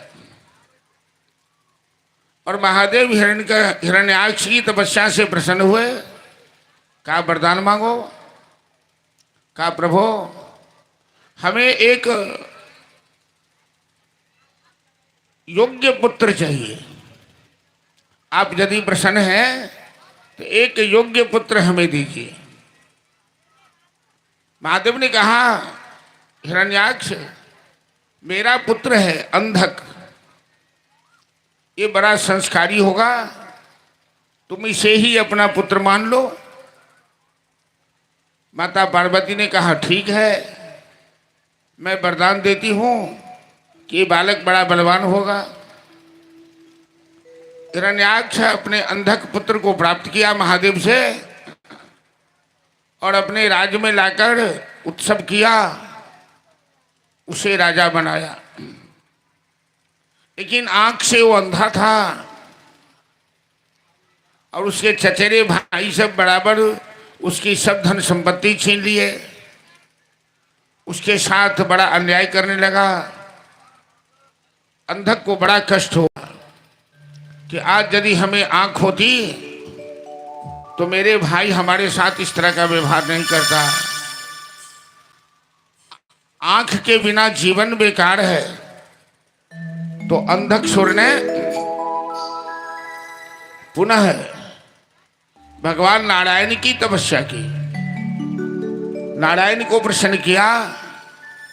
कहा प्रभु आप हमें नेत्र प्रदान कीजिए और हमें शक्ति प्रदान कीजिए कि जिन भाइयों ने मेरी मजबूरी का फायदा उठाया है मैं उन्हें सबक सिखा सकूं।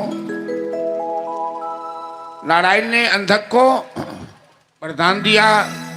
अंधक पुनः अपना खोया हुआ साम्राज्य प्राप्त किया, अपने चचेरे भाइयों को सबक सिखाया और अंत में वो महादेव की भक्ति कर महादेव की शिवलोक में अपना स्थान प्राप्त कर लिया और महादेव ने अंधकासुर को गानपत्य प्रदान किया, अपने शिवलोक में वास दिया। इस तरह से अंधकासुर का इतिहास शौनकाद ऋषियों ने पूछा था सूत जी से। सूत जी ने बताया कि भगवान शिव और नारायण हमेशा अपने भक्तों पर कृपा करते रहते हैं। इसी तरह से गजासुर नाम का राक्षस था जो तपस्या करके वरदान प्राप्त किया और भगवान शिव प्रसन्न हुए तो गजासुर ने कहा भोलेनाथ हमें ऐसा वरदान दीजिए कि मेरा पूरा शरीर आपकी सेवा में लग जाए, मेरी खाल भी आपके वस्त्र की में उपयोग हो जाए। तो भगवान हाथी की खाल का वस्त्र भी धारण करते हैं। गजासुर नाम के राक्षस के शरीर का चमड़ा का जो वस्त्र था वो भी महादेव धारण करते हैं।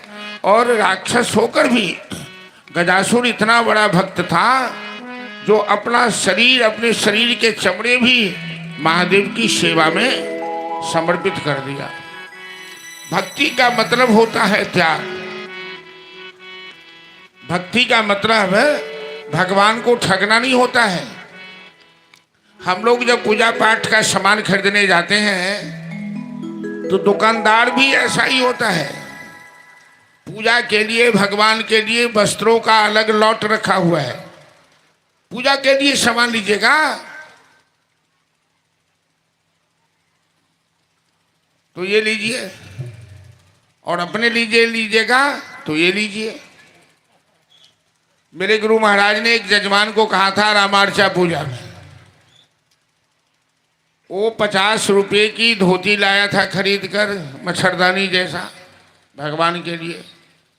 अपने पहने हुए था 500 रुपये की धोती। वो आज की बात नहीं है, बहुत पहले की बात है।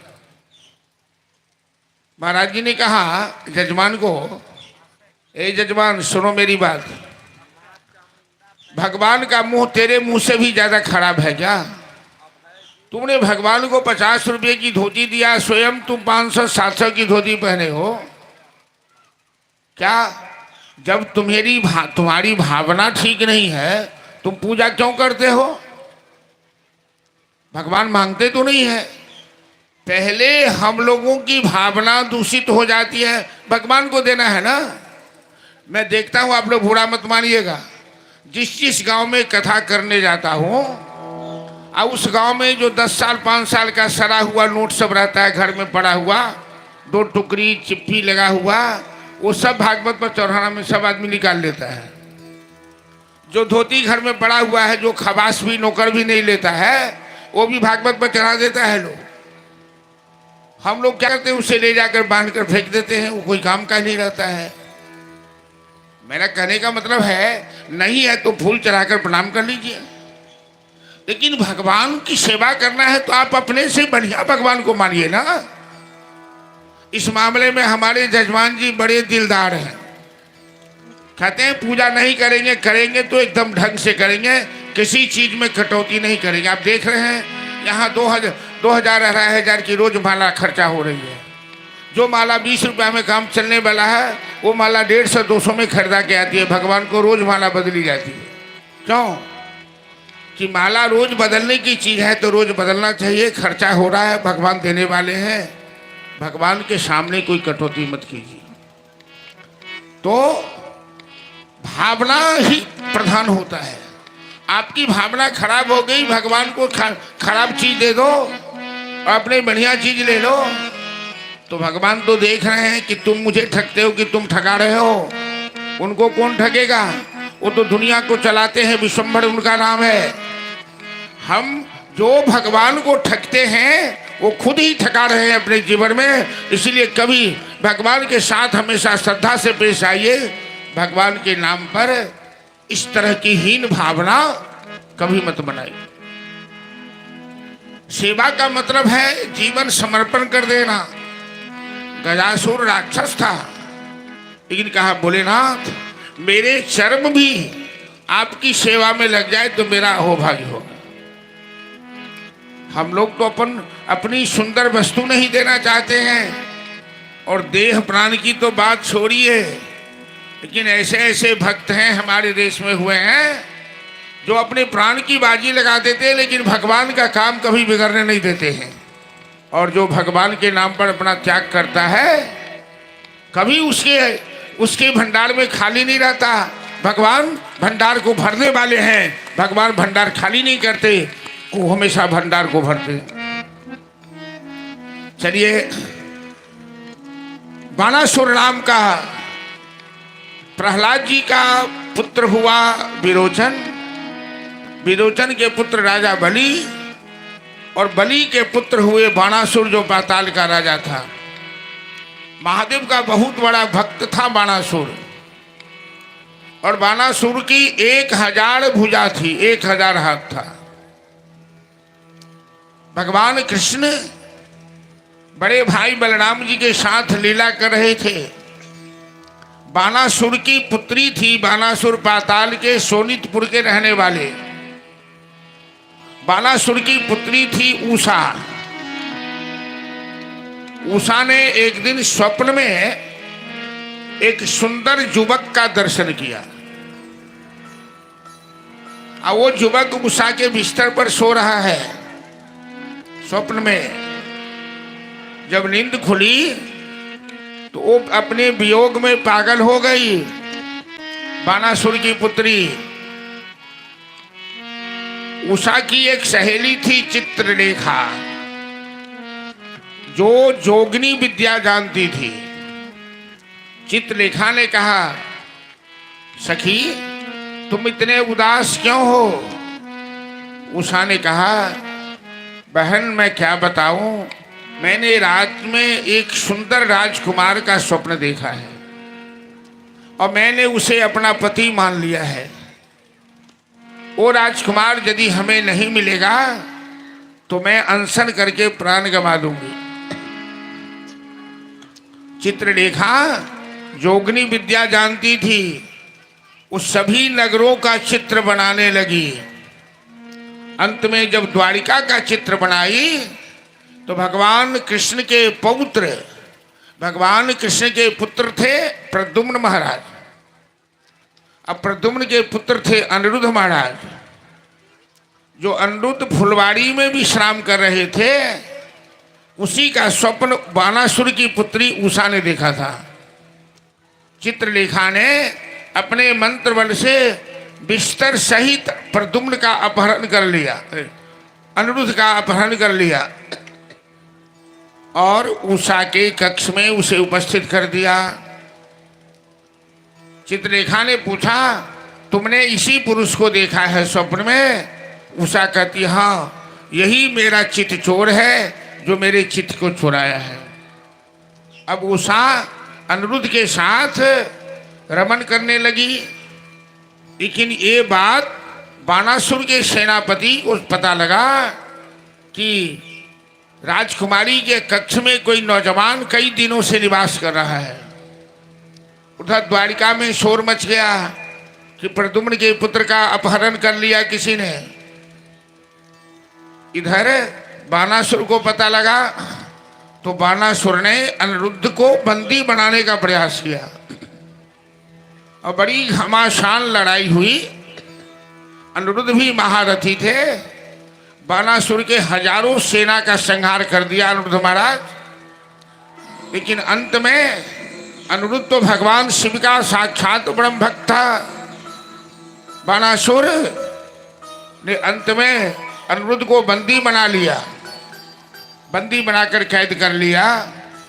अब नारद जी गए द्वारिका, भगवान कृष्ण से कहा, नारायण नारायण। आज तक तो आप दूसरों की लड़कियों का अपहरण करते थे महाराज, अब आपके लड़के का अपहरण कर लिया है बाणासुर ने। बाणासुर आपके पौत्र को कैद करके रखा है।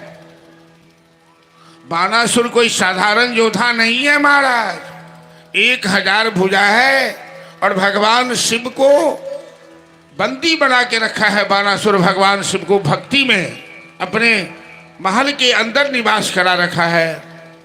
भगवान कृष्ण और बलराम जी सेना लेकर पाताल लोक पर आक्रमण किया। बाणासुर के साथ घमासान युद्ध शुरू हुआ। ऐसा युद्ध हुआ कि बाणासुर जब हारने लगा भगवान कृष्ण के सामने, बलराम जी के सामने, तो बाणासुर की सहायता में स्वयं महादेव प्रकट हो गए, कार्तिक जी महाराज प्रकट हो गए, वीरभद्र प्रकट हो गए और महादेव नंदी पर सवार और भगवान कृष्ण नारायण के रूप में गरुड़ पर सवार हो गए। अब तो प्रलय का दृश्य आ गया, प्रलय मचने वाला था। दिशाओं त्राहि त्राहि बोलो, पर्वतों त्राहि त्राहि बोलो, तो देवों का संग्राम आज होने वाला है। इस तरह से त्राहि त्राहि मच गई और इधर भगवान ने बाणासुर की 998 हाथ को काट डाला। बाणासुर की पताका को काट दिया और बाणासुर को यही वरदान था कि जो तेरे 998 भुजा को काट देगा, तेरे रथ में लगे हुए पताका को काट देगा, वो तेरा वध कर सकता है, बाकी तेरा वध इस संसार में कोई नहीं कर सकता। जब उसके 998 हाथ कट गए, 1000 हाथ में 2 हाथ मात्र बच गया और रथ का पताका कट गया, तब बाणासुर भगवान शिव की शरण में त्राहिमाम भोलेनाथ मेरी रक्षा कीजिए, मेरी रक्षा कीजिए। चलिए भोलेनाथ का एक भजन होगा, हो जाए।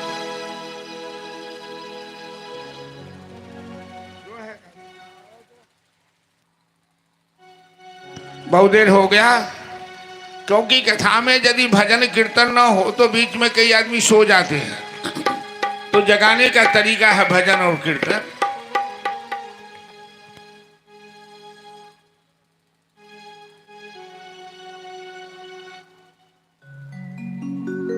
हेलो हेलो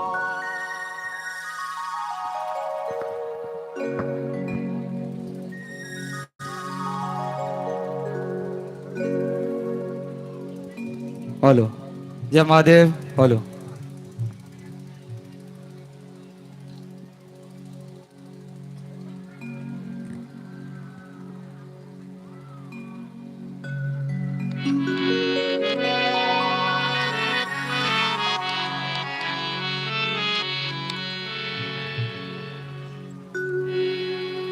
हेलो, जय महादेव। हेलो,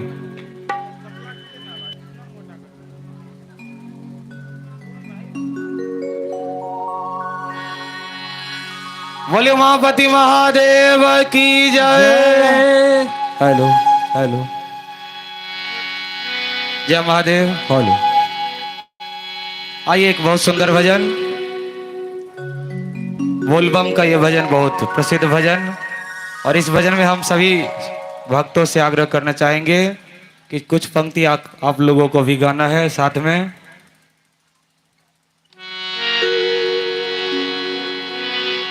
हाथी ना घोड़ा ना कोनो सवारी, हाथी ना घोड़ा ना कोनो सवारी, पैदल ही आइबो भोलेनाथ, ओ भोलेनाथ, पैदल ही आइबो तोर दुआरी, ओ भोलेनाथ, पैदल ही आइबो तोर दुआर। हाथी ना घोड़ा ना कोनो सवारी, हाथी ना घोड़ा ना कोनो सवारी, पैदल ही आइबो तोर दुआरी। ओ भोलेनाथ पैदल ही आइबो तोर दुआर। बोल बम के नारा बा, बाबा एक सहारा बा। देखिए बाबा एक सहारा बा। हेलो हेलो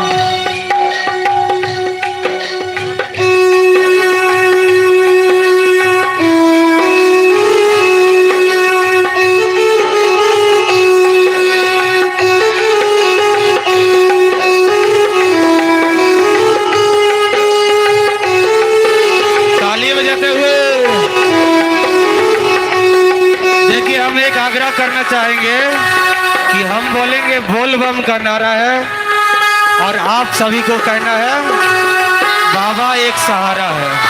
क्या कहना है? बोल बम के नारा बा, बाबा एक सहारा बा। बोल बम के नारा बा, बाबा एक सहारा। आवाज नहीं आ रहा है, आवाज नहीं आ रहा है, जोर से आवाज आना चाहिए यहाँ पर। बोल बम के नारा बा, बाबा एक सहारा बा। बोल बम के नारा बा, बाबा एक सहारा बा। जय हो। ताली बजाते हुए जय हो भोला।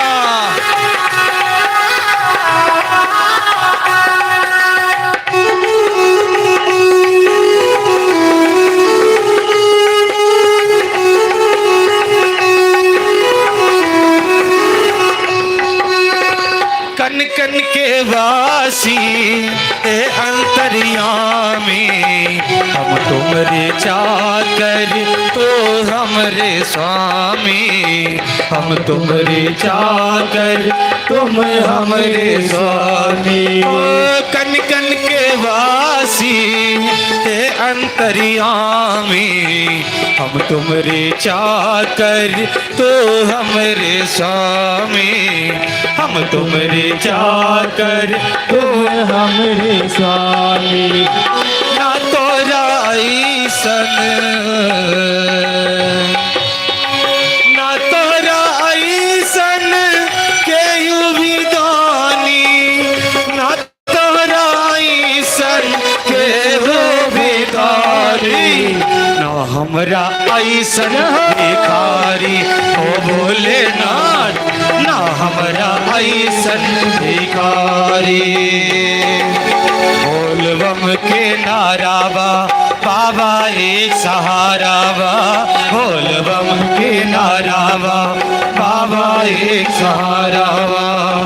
हाथी ना घोड़ा ना कोनो सवारी, हाथी ना घोड़ा ना कोनो सवारी, पैदल ही आइबो तोर दुआरी। ओ भोलेनाथ पैदल ही आइबो तोर दुआरी।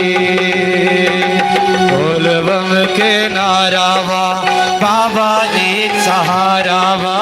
बोल बम के नारा बा, बाबा एक सहारा बा।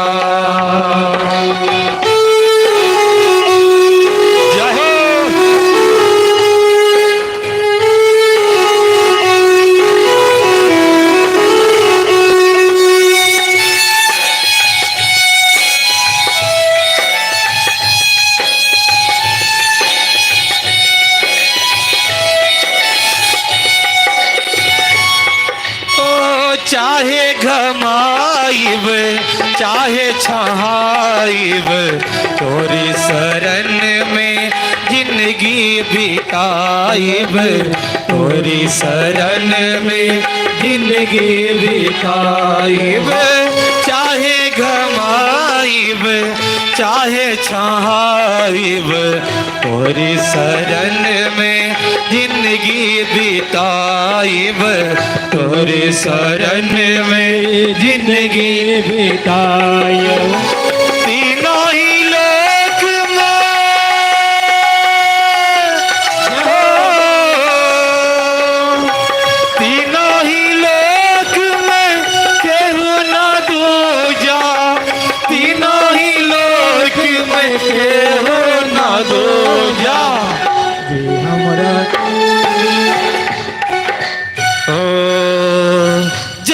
हमारी दुनिया सवारी हे भोलेनाथ, जे हमारी दुनिया सवारी।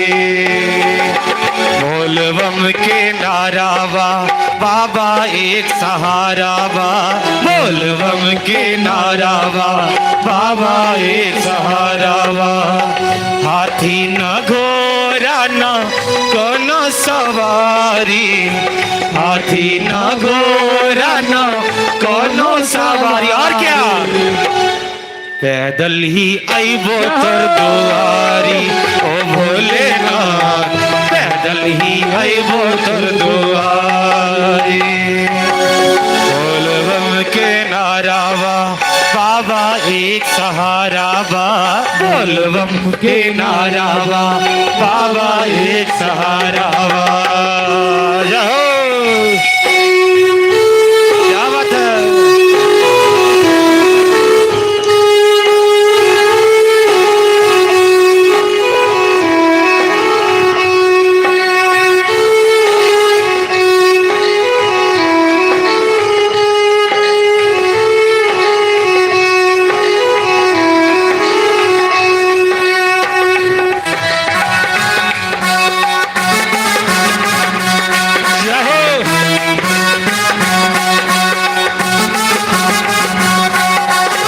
छाला परेला कांटा गरेला, चालों पे भी जब पगना उठेला, चालों पे भी जब पगना उठेला। देखिए पंक्ति पे ध्यान दीजिएगा, पंक्ति पे ध्यान दीजिएगा। जब कांवरिया लोग सावन जाते हैं, सावन में बाबा धाम जाते हैं सावन में, तो उनको कितना कष्ट उठाना पड़ता है, वही भाव है इस भजन में। उस भाव के साथ ताली बजाते हुए ओ चाला परेला कांटा गरेला, चालों पे भी जब पगना उठेला, चालों पे भी जब पगना उठेला। लागे लाख दही लागे लाख दही रस्ता चलेला, लागे लाख दही रस्ता चलेला। और बाइसन महिमा तोहार ओ भोलेनाथ, बाइसन महिमा तोहार। बोल बम के नारावा बाबा एक सहारावा, बोल बम के नारावा बाबा एक सहारा। देखिए अगर आप सभी को बाबा का आशीर्वाद चाहिए, बाबा की भक्ति चाहिए, तो दोनों हाथ ऊपर उठा के ताली बजाते हुए ताल में हम बोलेंगे बोल बम के नारावा, और आप सभी को क्या करना है, जोर से कहिए हो बोल बम के नारावा बाबा एक सहारावा, हो बोल बम के नारावा ओ बाबा एक सहारावा। ओ हाथी न घोड़ा न कोनो सवारी, हाथी न घोड़ा न कोनो सवारी। पैदल ही आइबो तोर दुआरी ओ भोलेनाथ, पैदल ही आइबो तोर दुआरी। ओ बोल बम के नारावा बाबा एक सहारावा, बोल बम के नारावा। हाथ उठाइए सभी भक्तगण, अपने दोनों हाथ ऊपर उठाइए। बाबा दो दो हाथ दिए हैं, दोनों हाथ ऊपर उठा के ताली बजाते हुए ओ बोल बम के नारावा ओ बाबा एक सहारावा, बोल बम के नारावा बाबा एक सहारावा, ओ बोल बम के नारावा ओ बाबा एक सहारावा, बोल बम के नारावा ओ बाबा एक सहारावा, बोल बम के नारावा बाबा एक सहारावा, बोल बम के नारावा बाबा एक सहारावा। बोले बम। हर हर महादेव। जय महादेव। साधना दीदी अहियारपुर 101 रुपया पुरस्कार प्रदान किए हैं। माला माला माई के पोता श्यामल जी की तरफ से 100 रुपये का पुरस्कार। और हमारे मुख्य यजमान बोल बम के नाराबा बाबा एक सहारा बा खुश होकर 500 रुपया पुरस्कार प्रदान किया है। जोरदार ताली बजा देंगे। और स्वास्थ्य सही होने की कामना करें। ये रोहन उर्फ क्या नाम है? रावण। रोहन उर्फ रावण। रोहन उर्फ रावण, इनका नाम उर्फ में रावण है। ये बाबा से विनती करते हैं कि सभी भक्तगण विनती करें बाबा से इनका स्वास्थ्य सही होने की कामना करें। इन्होंने 251 रुपया पुरस्कार प्रदान किया है। इनके नाम पर भी जोरदार ताली बजा देंगे। बहुत बहुत धन्यवाद। सभी भक्तगण बैठ जाएंगे। यहाँ जो खड़े हुए थे बैठ जाएं। और नालंदा नगर निवासी नालंदा जिला नवशहर निवासी सुनील ठाकुर जी भी 100 रुपये पुरस्कार प्रदान किया है। इनके नाम पर भी जोरदार ताली बजा देंगे। बहुत बहुत धन्यवाद। ऐसा लगा इस भजन में सारे श्रद्धालु भक्तगण इस तरह से झूम उठे। हमें तो लगा कि भोलेनाथ की शरण में कैलाश शिखर पर बैठा हूँ और इस शिव धाम में शिव क्षेत्र में सारे भक्त नारा लगाते हुए भगवान शिव के धाम में पहुंच रहे हैं। और यही दृश्य रहता है सावन में हो या माघ मास में हो। बोल बम का नारा बा बाबा एक सहारा बा। बस यही नारा जीवन में लाना है। एक बाबा मात्र सहारा है और बाबा एक सहारा तभी बनेंगे जब बोल बम का नारा होगा, हर हर महादेव का नारा होगा, नमः शिवाय का नारा होगा, तभी। माँ चामुंडा बैंगल्स अभय जी शेखपुरा 60 रुपया पुरस्कार प्रदान किया है। इनके नाम पर भी जोरदार ताली बजा देंगे। अब शंभू जी की लड़की गणेशपुर कितना बानासुर के साथ द्वारकाधीश भगवान कृष्ण, उनके साथ सारे यदुवंशी सेना और बानासुर के साथ स्वयं महादेव के समस्त गण, समस्त परिवार लीला बिहारी लीला पुरुषोत्तम लीला करते हुए अपने भक्त की रक्षा के लिए युद्ध भूमि में उतर गए।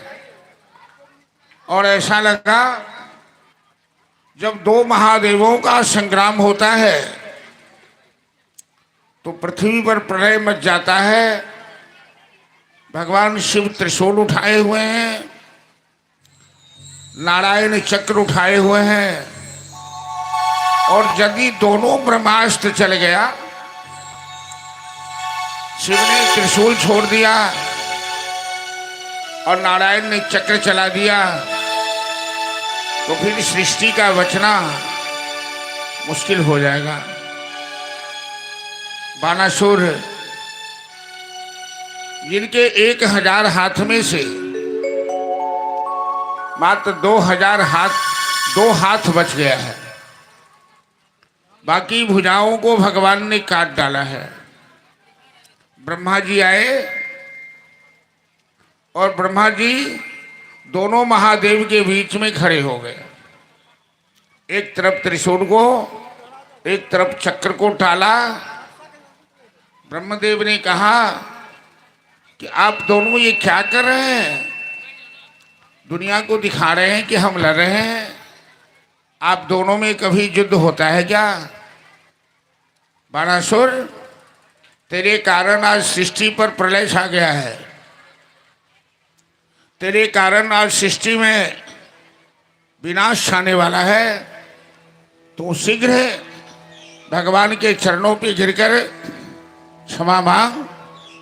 भोलेनाथ, आपके भक्त बानासुर में बड़ा अहंकार था। बानासुर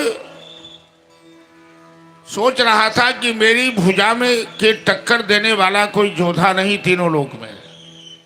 1000 भुजा पाकर आपके आशीर्वाद से बानासुर को इतना अहंकार था। और 9 198 हाथ काटने का मतलब है बाणासुर के अहंकार को भगवान ने काटा है। बाणासुर भगवान के चरण पे गिर पड़ा और महादेव ने बाणासुर को सावधान किया कि तू मेरे वरदान का दुरुपयोग मत कर। सृष्टि में प्रलय, मैं अपने भक्तों का विनाश नहीं देख सकता हूं। मेरे भक्तों का कोई विनाश करे हमें सहन नहीं होता, लेकिन इस तरह की गलती मत किया कर। और बाणासुर अपनी पुत्री उषा का कन्यादान किया भगवान शिव के पौत्र के अनिरुद्ध के साथ, और अनेकों हाथी घोड़े सोने चांदी दहेज के रूप में उन्हें विदा किया और दोनों में मैत्री हुई।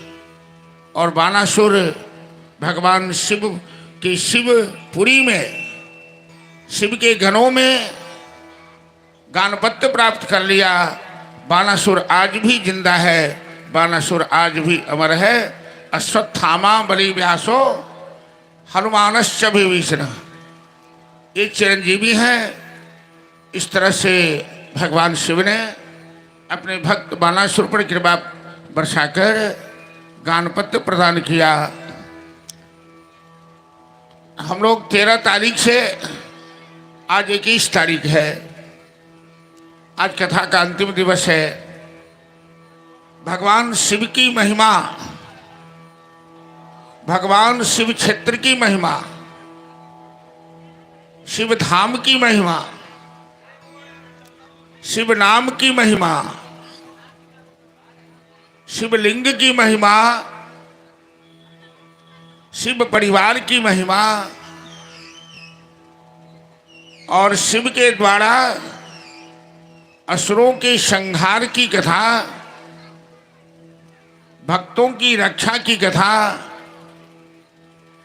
यथासाध्य शब्दों में हम लोग सुने। अब कथा के अंतिम चरण में है और आज विसर्जन का काम भी करना है। विसर्जन में भी 15 से 20 मिनट लगेंगे, तो कुछ भजन की भी फरमाइश है और श्रद्धालुओं की भावना की कदर तो करनी पड़ती है, जिसमें 2 भजन, एक राम जी की सेना चली और दूसरा है एक होली की फरमाइश है। यद्यपि मैं तो बुर्बक बनूंगा यदि होली हुई तो। लोग इलाके के कहेंगे कि ये कैसे व्यास हैं, बिना होली के, बिना मौसम की बरसात करते हैं, बिना होली के महीना में होली गाते हैं। लेकिन अभी कुछ दिन पहले ही 8-9 तारीख को होली हुई है, तो पड़ोस में ही है इसलिए। और आज होलिका प्रहलाद जी की कथा भी हुई है, जहाँ से होली की शुरुआत है, तो प्रासंगिक ही लगता है। भगवान भोलेनाथ भी होली खेलने में माता पार्वती के साथ पीछे नहीं थे। चलेंगे हम लोग, झांकी ले आओ भाई, लेने आओ, हम कथा समाप्त करेंगे तो तू कब लाओ झांकी। तो शिव पुराण में 24,000 श्लोक है और 12 संहिता है। पहले दिन मैं सुना चुका हूं कि वायव्य संहिता, रुद्र संहिता, सती संहिता, उमा संहिता, कोटि रुद्र संहिता इत्यादि इत्यादि संहिताओं के नाम हैं। इनकी कथा अनंत है। 9 दिन में क्या, ये 15 दिन से कम में इनकी कथा संपन्न होने वाली नहीं है। लेकिन जो प्रमुख अंश हैं वो 9 दिन में हम लोग चर्चा कर लेते हैं। शिव की महिमा अनंत है, उसे कहना, व्याख्यान करना किसी के बस की बात नहीं होती है। सारांश रूप में हम लोगों को, हम तमाम श्रद्धालुओं को यही समझना है कि शिव धाम में वास करने का भी अपना पुण्य होता है, अपना प्रभाव होता है। शिव मंदिर है, शिव क्षेत्र है, बैद्यनाथ धाम है, रामेश्वरम आदि आदि जहां भी शिव के क्षेत्र हैं, शिव नाम जपने का तो अपूर्व महत्व है। शिव की सेवा करना, फूल बेलपत्र इत्यादि लेकर, उसका भी महत्व है। शिवलिंग की पूजा करना, पार्थिव पूजा करना, 8 प्रकार के लिंग होते हैं, उसका महत्व है। इन सारी उपासनाओं में, सारी भक्ति में भावना प्रधान है, त्याग प्रधान है। हम शिव के दरबार में जो भक्ति करते हैं वो दिखावा करते हैं या सही भक्ति करते हैं। एक बार एक नाथ जी महाराज संतों की टोली के साथ जा रहे थे शिवधाम दर्शन करने, जल चढ़ाने के लिए। रास्ते में एक गदहा सड़क पे छटपटा रहा था प्यास से, और कितने कमरिया जा रहे थे, गदहा छटपटा रहा है, गदहा की ओर किसी का ध्यान नहीं था। लेकिन जब एक नाथ जी महाराज आए, गदहा को प्यास से छटपटाता हुआ देखा, जो भी गंगाजल वो महादेव पर अर्पित करने के लिए ले जा रहे थे, सारे गंगाजल एक नाथ संत जी ने गदहा को पिला दिया। सभी लोग कहने लगे, ये क्या करते हैं? ये शिव जी के लिए लाए हैं गंगाजल, आप गदहा को पिला रहे हैं। ध्यान से सुनिए जरा। तो एक नाथ जी महाराज ने कहा, हमें इस गदहा में भी भगवान शिव दिखाई दे रहे हैं। शिव के अलावा संसार में किसी की सत्ता ही नहीं है, शिव के अलावा संसार में कोई है ही नहीं। तो गदहा में भी शिव जी ही हैं, और ये गदहा प्यास से मर जाएगा, इसलिए मैंने इसके प्राण की रक्षा की है। वो गदहा था नहीं, भगवान भोलेनाथ गदहा रूप में प्रकट होकर एक नाथ जी की परीक्षा ले रहे थे कि इसका ज्ञान कैसा है। ये भगवान शिव को केवल मंदिर में देखता है या इंसान में भी देखता है या प्राणी में भी देखता है? मैं ये कहना चाह रहा हूं कि भगवान शिव केवल कैलाश में नहीं है, भगवान शिव केवल मंदिर में नहीं है, भगवान शिव केवल लिंग में नहीं है, वो समस्त चराचर में व्याप्त हैं। वो घट घट के वासी हैं। प्रत्येक इंसान में भगवान का वास है। इंसान का आदर करना, इंसान का सम्मान करना और इंसान में भगवान को देखना, ये सबसे बड़ी भक्ति है, ये सबसे बड़ा ज्ञान है जीवन में। भोलेनाथ प्रकट हो गए, कहा, एक नाथ, तेरी पूजा मैंने स्वीकार कर ली, तुम्हें अब देवघर जाने की जरूरत नहीं है, तेरा गंगाजल तो मैंने पी लिया। एक प्राणी पानी के बिना मर रहा है, वहां शास्त्र यही कहता है कि पहले उस प्राणी की रक्षा करो। महादेव परीक्षा लेकर यही बताए कि तुम जब जल लेके जाओगे हमें चढ़ाने, और ये प्राणी प्यास से मर जाएगा, तो भगवान तो उस प्राणी में भी निवास करते हैं। तो इस तरह से भगवान शिव की महिमा कण कण में व्याप्त है, प्रति क्षण में व्याप्त है, सब जगह है।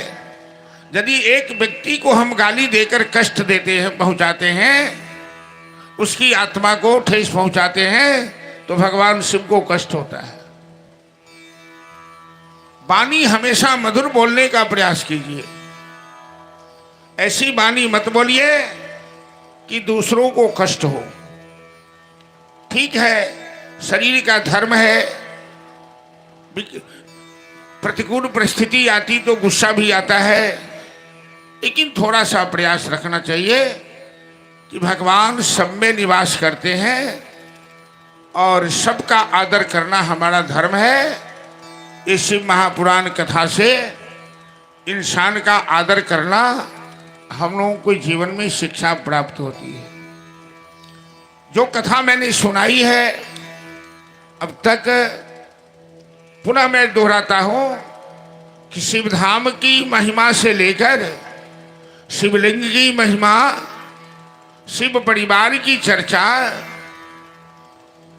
महादेव सती का विवाह, महादेव पार्वती का विवाह, कार्तिक का जन्म, गणेश का जन्म, गणेश के विवाह की चर्चा, उसके बाद त्रिपुरासुर राक्षस का संहार, गजासुर राक्षस का संहार, अंधकसुर की कथा,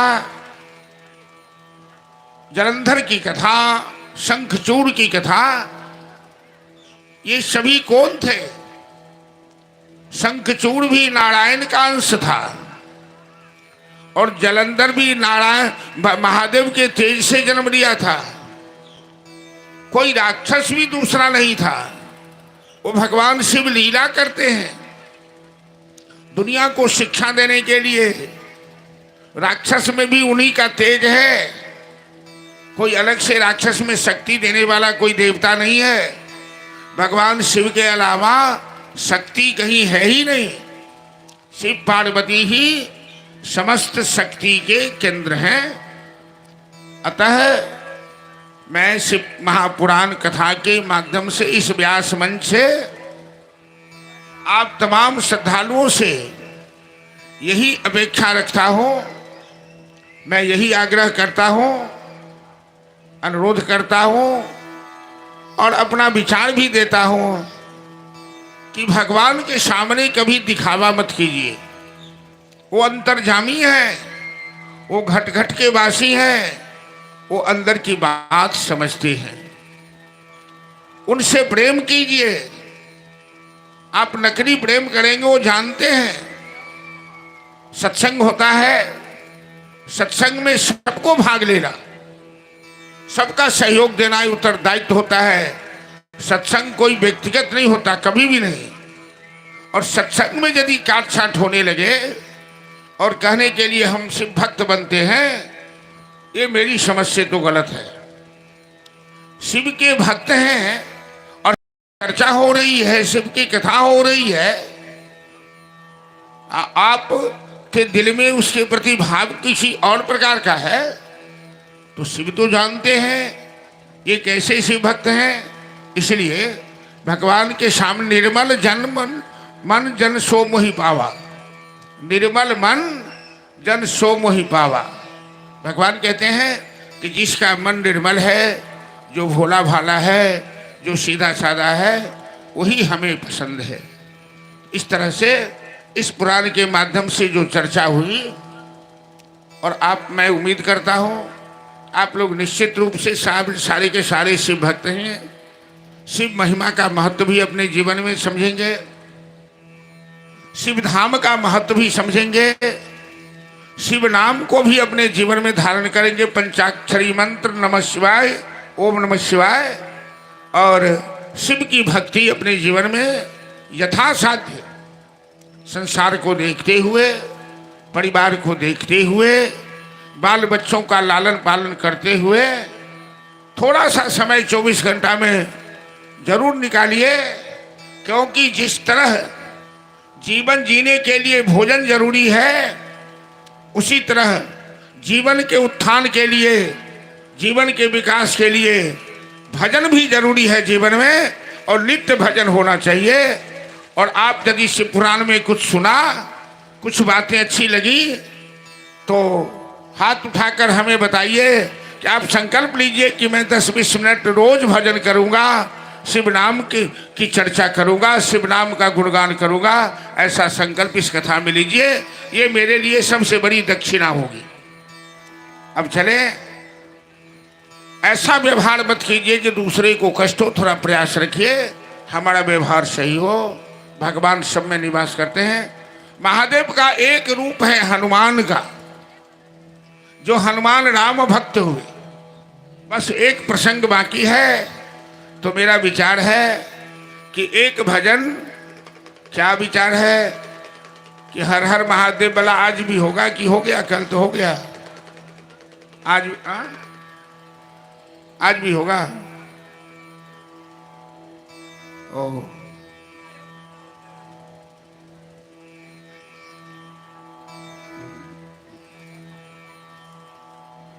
तो महादेव हनुमान कैसे बने ये भी सुनना जरूरी है। महादेव की झांकी भी शंकर पार्वती की झांकी सामने है, दर्शन करते हुए चलिए।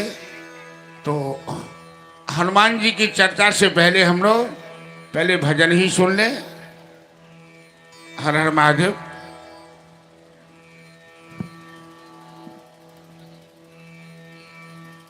Mic hello hello. जय महादेव। आइए, हर हर महादेव, राम जी की सेना चली। ये भजन कल भी हुआ था, लेकिन इस भजन का फिर फरमाइश आया है। राकेश जी के द्वारा विशेष आग्रह किया गया है कि ये भजन होना ही चाहिए एक बार और। ये भजन भी ऐसा है कि धर्म पर अधर्म पर धर्म की विजय प्राप्ति का ये भजन, और भगवान रावण का जब संहार किए थे समस्त वानरी सेनाओं के साथ, वानरी सेनाओं का ऐसा जोश था कि सारे राक्षस पहले ही डर से हार स्वीकार करने वाले थे। और हम ऐसा ही जोश यहाँ देखना चाहेंगे आप समस्त भक्तों के द्वारा, और आप लोग प्रेम से हर हर महादेव का नारा लगाएंगे।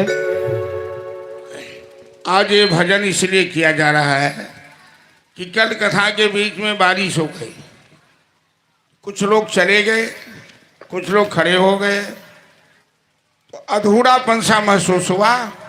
तो कल के अधूरापन को आज पूरा किया जा रहा है। चलिए शुरू कीजिए। हरे हरे महादेव,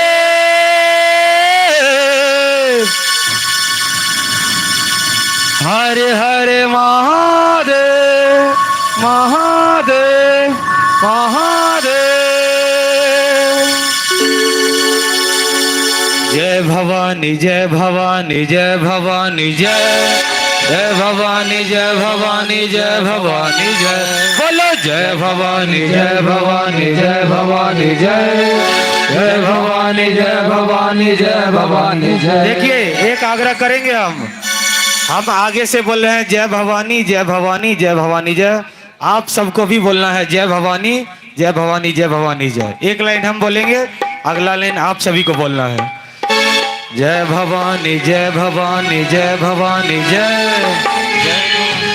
आवाज नहीं आ रही है, और जोर से। जय भवानी जय भवानी जय भवानी जय। बोलिए। उधर माइक थोड़े लगा हुआ है, आवाज तो आ रही। चलिए। पापियों के नाश को, धर्म के प्रकाश को, हरि बोल। पापियों के नाश को, धर्म के प्रकाश को, राम जी की सेना चली, मेरे राम जी की सेना चली, मेरे राम जी की सेना चली, मेरे राम जी की सेना चली। और पाप अनाचार में, घोर अंधकार में, पाप अनाचार में, घोर अंधकार में एक नई ज्योति जली, मेरे राम जी की सेना चली, मेरे राम जी की सेना चली, मेरे राम जी की सेना चली। हरे हरे महादेव, हरे हरे महादेव, हरे हरे महादेव, हरे हरे महादेव।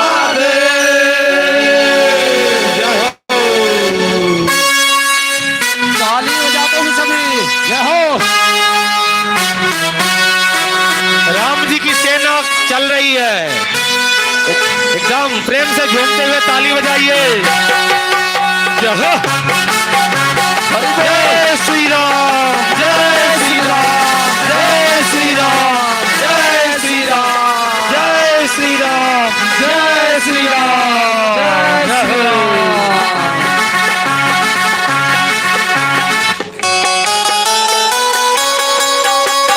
निश्चरहीन करेंगे धरती, यह प्रण है श्री राम का, यह प्रण है श्री राम का, यह प्रण है श्री राम का।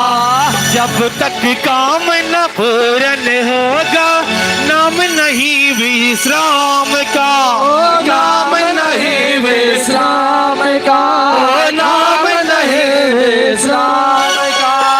उसे मिटाने चले हैं जिसका मंत्र भयम रक्षाम का, मंत्र भयम रक्षाम का, मंत्र भयम रक्षाम का। समय आज चला निकट राम यार रावण के संग्राम का, रावण के संग्राम का, रावण के संग्राम का। जय श्री राम। और क्या है? तीनों लोक धन्य है, देवता प्रसन्न है, तीनों लोक धन्य है, देवता प्रसन्न है, आज मनोकामना फली, मेरे राम जी की सेना चले, मेरे राम जी की सेना चले, मेरे राम जी की सेना चले। हर हर महादेव, हर हर महादेव, हर हर महादेव, हर हर महादेव। जय हो। झूमते हुए हरि बोल।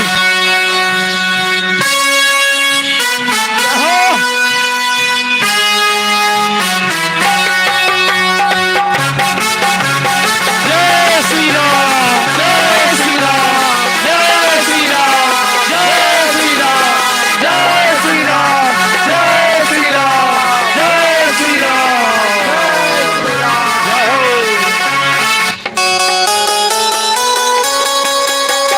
रामचंद्र जी के संग लक्ष्मण कर में लेकर वान चले, कर में लेकर वान चले, कर में लेकर वान चले। लिए विजय विश्वास हृदय में संग वीर हनुमान चले, ओ संग वीर हनुमान चले, ओ संग वीर हनुमान चले। सेना संग सुग्रीव नील नल अंगद छाती तान चले, अंगद छाती तान चले, अंगद छाती तान चले। उसे बचाए कौन की जिसका वध करने भगवान चले, ओ वध करने भगवान चले, वध करने भगवान चले। जय श्री राम। और क्या है? आगे रघुनाथ है और यहाँ पर सभी भक्तगण आगे आगे ताली बजा रहे हैं। मंच पर देखिए जैसे ऐसे झूम रहे हैं जैसे लग रहा है मंच टूट जाएगा, इतना हिल रहा है मंच। लेकिन भोलेनाथ की कृपा है, मंच को कुछ नहीं होने वाला है। मस्ती में ऐसे ही झूमते हुए ताली बजाते हुए सभी भक्तगण। आगे रघुनाथ है, वीर साथ साथ है, आगे रघुनाथ है, वीर साथ साथ है, एक से एक बली, मेरे राम जी की सेना चली, मेरे राम जी की सेना चले, मेरे राम जी की सेना चली। हर हर महादेव, हर हर महादेव, हर हर महादेव, हर हर महादेव। जय हो।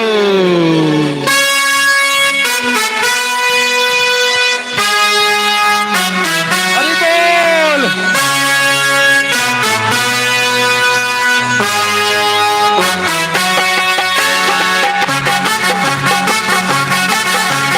जय श्री राम, जय श्री राम, जय श्री राम, जय श्री राम, जय श्री राम, जय श्री राम, जय श्री राम, जय श्री राम। जय हो।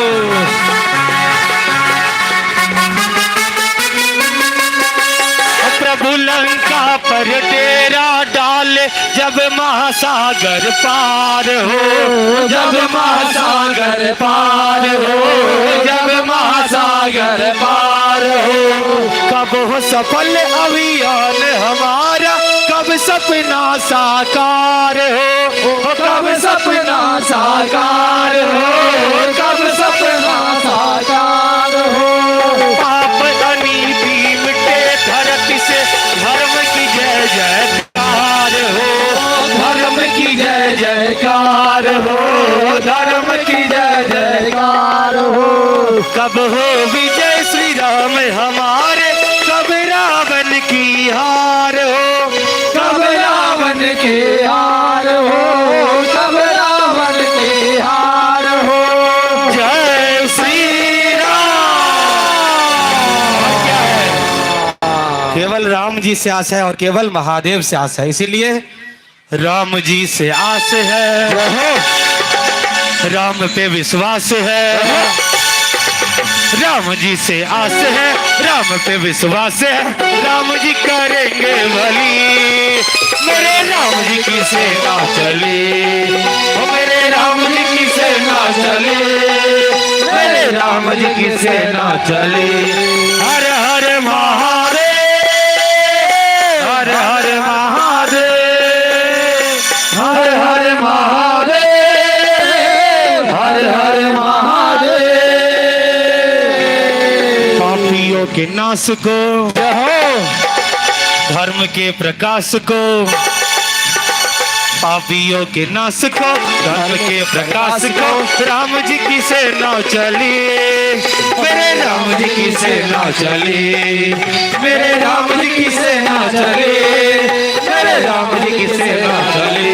हर हर महादेव, हर हर महादेव, हर हर महादेव, हर हर महादेव, हर हर महादेव, हर हर महादेव, महादेव महादेव। बोलो हर हर महादेव। जय हो। सभी आदमी बैठ जाइए।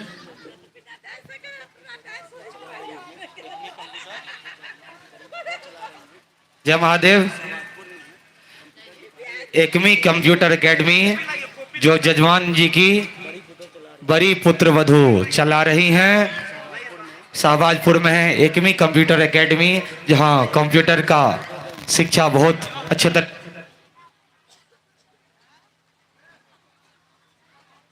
हेलो हेलो जहां कंप्यूटर का बहुत ही अच्छा कोर्स कराया जाता है। एकमी कंप्यूटर एकेडमी जजमान जी की बड़ी पुत्र वधू चलाती हैं, उनके तरफ से और राकेश जी की तरफ से 501 रुपया पुरस्कार प्रदान किया गया है। एक बार जोरदार ताली बजा देंगे। और संजीव के माँ 100 रुपया, आरती कुमारी 51 रुपया, आरव कुमार 51 रुपया, बीना देवी 100 रुपया, सोनू कुमार 101 रुपया, अजय सानी 100 रुपया, प्रीति कुमारी 100 रुपया, सपना चौधरी 100 रुपया, विनोद राय 51 रुपया, खुशी यादव 101 रुपया, मुस्कान कुमारी 100 रुपया, राजकुमार 100 रुपया, राजू सिंह चंदपुरा 100 रुपया, राम रेखा चौधरी 100 रुपया, और विनोद राय जी जो यजमान जी के पड़ोसी हैं 51 रुपया, अनीता सुनीता गणेशपुर 100 रुपया, और मुख्य यजमानी जी लक्ष्मी देवी जी भी 100 रुपया पुरस्कार प्रदान किया। एक बार जोरदार ताली बजा देंगे इनके नाम पर। बहुत बहुत धन्यवाद। अनीता सुनीता नाजीरपुर 100 रुपया, और भिखारी राय जियालाल चौक 200 रुपया पुरस्कार प्रदान किया। एक बार जोरदार ताली बजा देंगे इनके नाम पर। बहुत बहुत धन्यवाद। सभी आदमी बैठ जाइए, जो जहाँ खड़े हैं बैठ जाइए, जहाँ स्थान मिल रहा है। आप लोग आगे में क्यों खड़ी हैं? बैठ जाइए, बैठ जाइए। पीछे लोग हैं, पीछे लोगों को दिक्कत होती है। बीच में जो बच्ची सब खड़ी हैं बैठ जाओ, बोलो बैठ जाओ। तुम लोग भी बैठ जाओ।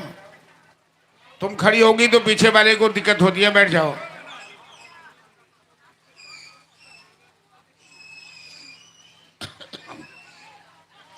जजमान जी 2-3 आम का पल्लव और 2-3 डोल मंगा के रखिए यहाँ पर। आम का पल्लव 2-3 और 2-3 डोल मंगवा के रखिए। हाँ, यही पीछे में है ना आम, कहिए किसी को ले आए।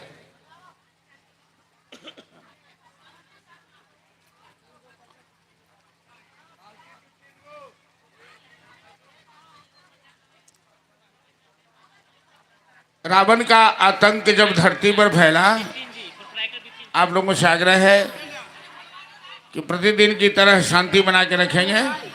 बस कुछ देर के बाद हम कथा को विश्राम देंगे। हनुमान जी, महादेव हनुमान कैसे बने इस चर्चा करके पुनः एक होली, उसके बाद हम विसर्जन का काम करेंगे। समय भी कम नहीं हुआ और सवेर से यहाँ कार्यक्रम चल ही रहा है, 8:30-9 बजे से।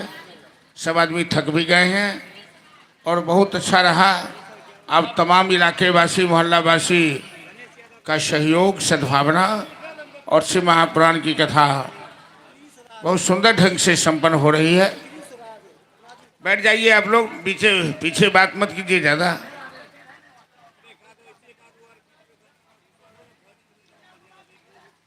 महादेव हनुमान रूप में कैसे आए? एकादश से रुद्र माने गए हैं। महादेव का एक रूप है जो ब्रह्मा के पुत्र हुए। 11 रुद्र हैं, जिसमें 11वें रुद्र के रूप में हनुमान बने हैं महादेव। महादेव को हनुमान क्यों बनना पड़ा, मैं ये बताना चाहता हूँ कि लंकापति रावण का नाम सब सुने हैं। रावण बड़ा अत्याचारी था। रावण शब्द का ही मतलब होता है सबको रुलाने वाला। रावयति लोकान द्रावयति लोकान इति रावणः। जो सबको रुलाए उसी का नाम रावण है। वरदान के प्रभाव से रावण ने कठोर तप करके ब्रह्मा जी से वरदान लिया था, हम काहू के मरही न मारे, बानर मनुज जाति दोई बारे। ब्रह्मा जी से रावण ने यही वरदान लिया था कि मनुष्य और बंदर छोड़कर हमें कोई मार नहीं सकता है, हमें कोई जीत नहीं सकता है। तो साधारण मनुष्य तो रावण से जीतेगा नहीं, वो तो त्रिलोक विजेता है, बड़ा बलवान है। तो जब रावण का आतंक तीनों लोक में फैला, त्राही त्राही मच गई। लेकिन रावण शिव का बहुत बड़ा भक्त था। रावण जैसा भक्त शिव का कोई नहीं हुआ है। इतिहास में ऐसा कोई भक्त नहीं है 10 बार मस्तक काटकर शिव को अर्पित कर दिया हो। तांडव स्तोत्र रावण का बनाया हुआ है। रुद्राभिषेक में हम तांडव स्तोत्र का प्रयोग किए हैं। जटाटवी गलत जल प्रवाह पावित स्थले, गले बलम्ब लंबिताम भुजंग तुंग मालिकाम, डमट डमट डमट डमन निनाद बड्ड मरभयम, चकार चंड तांडवम तनो तुनः शिव शिवम। जटा कटा हसम भ्रमा भ्रमम लिंप निर्झरी, बिलोल बीच बल्लरी विराजमान मूर्धनी, धगत धगत धगत ज्वलल ललाट पट्ट बाब के, किशोर चंद्रशेखरे रति प्रति क्षणम मम। ये रावण के द्वारा बनाया गया स्तोत्र है। और एक बार रावण ये स्तोत्र बनाकर अपना मस्तक काटकर भगवान शिव को अर्पित करता था। 10 बार उसने मस्तक काटा और महादेव ने नए नए मस्तक उसे दिए। दशानन हुआ, 10 मस्तक हुआ रावण। रावण के आतंक से तीनों लोक आतंकित था। सभी देवता, ऋषि मुनि, यक्ष गंधर्व नारायण के पास गए। नारायण ने कहा कि जब तक महादेव की कृपा है रावण के ऊपर, तब तक रावण का विनाश कोई नहीं कर सकता है। हम लोगों को महादेव के पास चलना होगा। सभी कैलाश आए महादेव के पास। सब देवताओं ने महादेव से प्रार्थना की, भोलेनाथ रावण के भय से हम लोग अपना अपना घर द्वार छोड़कर पहाड़ की गुफा में, जंगल में जहां तहां भटक रहे हैं। सबका जीना हराम कर दिया है रावण ने। और आपके वरदान से, आपकी भक्ति से रावण मदोन्मत्त बन गया है। भगवान शिव ने कहा, मैं तो रावण का अहित नहीं कर सकता हूं, क्योंकि रावण बहुत बड़ा भक्त है। लेकिन रावण तीनों लोक में अत्याचार फैला रखा है, हेलो धर्म का नामो निशान मिटाने वाला है। तो हमें रावण के विनाश करने के लिए कोई दूसरा रूप धारण करना पड़ेगा। तो महादेव ने कहा कि मैं एकादश रुद्र के, मेरा 11वां रुद्र रूप हनुमान का होगा, बंदर का होगा। और नारायण मनुष्य रूप में अवतार लेंगे, अयोध्या में राम के रूप में, और मैं वानर के रूप में अवतार लूंगा। रावण के विनाश के लिए ही महादेव 11वें रुद्र महादेव के रूप में प्रकट हुए हैं, माता अंजनी के गर्भ से। जो राम कथा में हनुमान जी की महिमा अपूर्व है। राम कथा में हनुमान जी की महिमा अपूर्व है। हनुमान जी को कहा जाता है शंकर सुवन केसरी नंदन। वो शंकर सुवन है, वो पवन पुत्र है, वो केसरी नंदन, वानर राज केसरी के पुत्र हैं हनुमान, माता अंजनी के पुत्र हैं। महादेव का तेज कैसे हनुमान वानर के रूप में प्रकट हुआ? तो समुद्र मंथन में भगवान ने देवताओं का काम बनाने के लिए मोहिनी का रूप धारण किया था, सुंदर स्त्री का रूप धारण किया, जिसे देखकर सब मोहित हो गए थे। और देवताओं को अमृत पिलाया, राक्षसों को ठगा। महादेव ने नारायण से आग्रह किया कि आपका मोहिनी रूप मैंने नहीं देखा, मैं भी देखना चाहता हूं। समुद्र मंथन के पश्चात नारायण ने महादेव से कहा, आप तो जोगी राज हैं, आप तो चिता का भस्म लेपने वाले हैं, आपको सुंदर युवती से क्या लेना देना है? महादेव ने कहा, हमें युवती से नहीं लेना देना है, हमें आपके स्वरूप का दर्शन करना है। भगवान अंतर ध्यान हो गए। भोलेनाथ माता पार्वती के साथ क्षीर सागर के किनारे उपस्थित थे। भोलेनाथ ने देखा थोड़ी ही दूर पर एक गुलाब की झाड़ी है, गुलाब का फूल है, पेड़ पौधा है, और एक सुंदर युवती 16 साल की सुंदर सुरीली आवाज में गीत गा रही है और गुलाब का फूल तोड़ रही है। और उसके शरीर पर जो दुपट्टा है, वो शीतल मंद सुगंध वायु बह रही है। वो दुपट्टा गुलाब की झाड़ियों से उलझा हुआ है। ऐसा सुंदर तो कभी देखा नहीं। महादेव ने उस सुंदरी को देखा, बस उसके पीछे दौड़ पड़े उस युवती का हाथ पकड़ने के लिए। माता पार्वती तो अंगुली दांत में चबाने लगी। भोलेनाथ को क्या हो गया है? जो कामदेव को भस्म करने वाले हैं, उस सुंदर स्त्री को देखकर उसके पीछे पीछे कैसे दौड़ पड़े और तीनों लोक में चक्कर लगाए। अंत में नारायण प्रकट हो गए।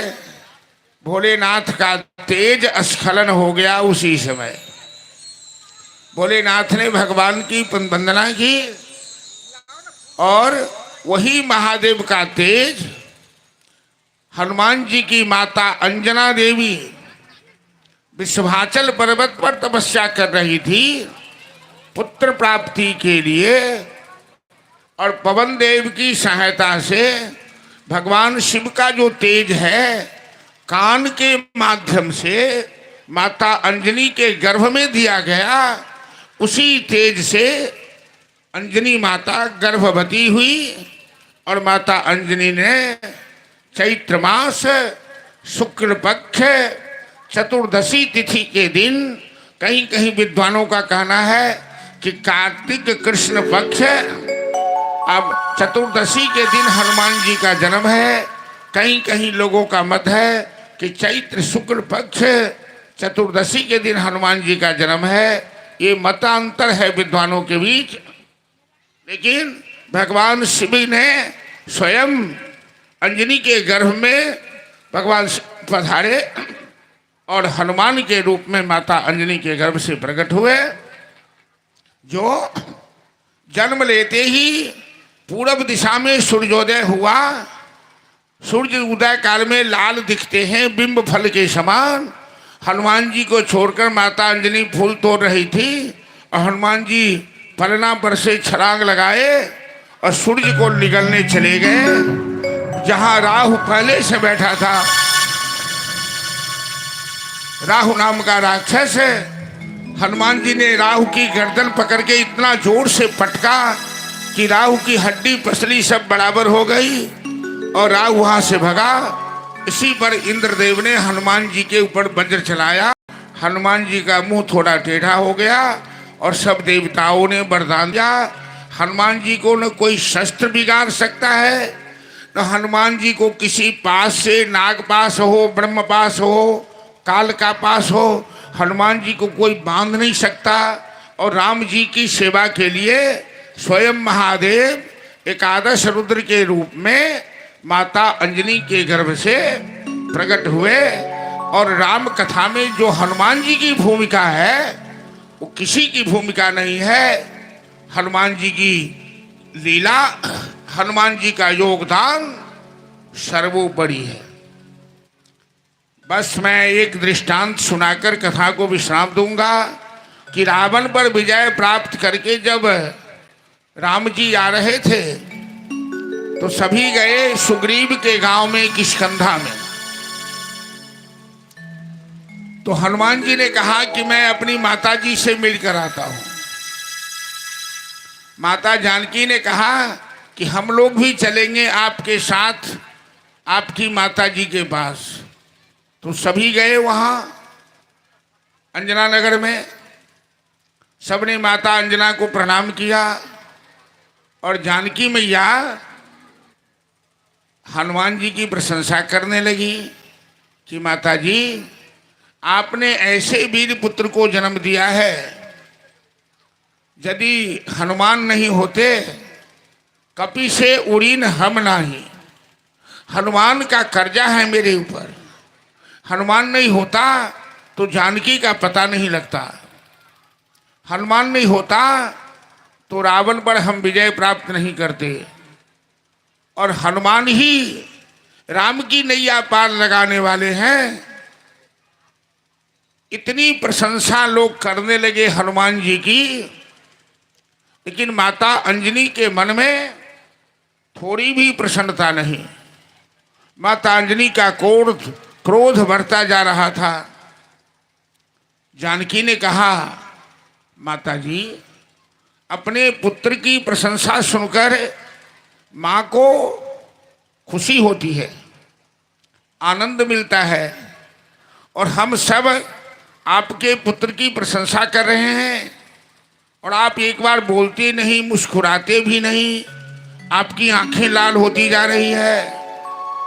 क्यों? आपको प्रसन्नता नहीं है क्या? अंजनी माता कहती है, मैं आज हनुमान को छोड़ूंगी नहीं, मैं हनुमान को दंडित करूंगी। हनुमान ने मेरी नाक कटा दिया, हनुमान ने मेरे दूध की लज्जा नहीं बचाई। राम जी कहते हैं, माता ये आप क्या कह रही हैं? हनुमान जैसा महावीर तो कोई नहीं है। अंजनी कहती है, कुछ नहीं, तुम लोग झूठ बोलते हो। जितनी शक्ति राम लक्ष्मण भरत शत्रुघ्न इन चारों भाइयों में है, उतनी शक्ति अकेले मेरे पुत्र हनुमान में है। हनुमान महादेव का अवतार है। वो राम जी को क्यों परिश्रम करने दिया, राम जी को लंका क्यों जाना पड़ा, राम जी को रावण से लड़ना क्यों पड़ा। रावण का विनाश करने के लिए मेरा बेटा हनुमान ही काफी था, राम जी को कष्ट क्यों उठाना पड़ा। इसीलिए मैं हनुमान को आज छोड़ूंगी नहीं, उसे दंड दूंगी। जानकी जी कोई बात नहीं पची, बर्दाश्त नहीं हुई। जानकी जी कहती हैं, आप माँ कैसे कह सकती हैं कि चारों भाई जितनी शक्ति आपके पुत्र में है। अंजनी कहती है कि तुम्हें विश्वास नहीं होता तो मैं अपने दूध का प्रभाव तुम्हें बता रही हूँ। और माता अंजनी ने अपनी छाती से दूध की धार निकाली और अंजनी के दूध की चोट से, अंजनी की दूध के धार से एक पहाड़ ढह करके ध्वस्त हो गया। जैसे माता अंजनी की दूध की धार बढ़ी, माता अंजनी देवी की जय, वीर बजरंग बली की जय। सबने माता अंजनी को प्रणाम किया। ये है हनुमान जी, रुद्रावतार, महादेव के रूप। तो महादेव राम जी की सेवा के लिए बंदर रूप भी धारण किए हैं। जानते हैं कि हनुमान जी की पूंछ क्या है? हनुमान जी की पूंछ ने लंका जलाई। यही पुछवा में बड़े बड़े गुण है, सोने की लंका जराई हो अंजनी के ललन माँ। तो हनुमान जी की पूंछ ने सोने की लंका जलाई। तो हनुमान जी की पूंछ कौन है? माता पार्वती, साक्षात पार्वती हनुमान जी की पूंछ। पार्वती जब महादेव बंदर बनने लगे तो माता जी कहती है मैं अकेले नहीं रहूंगी, आपके साथ चलूंगी। महादेव कहते नहीं नहीं, स्त्री को लेके कोई हम हनीमून मनाने थोड़े जा रहे हैं।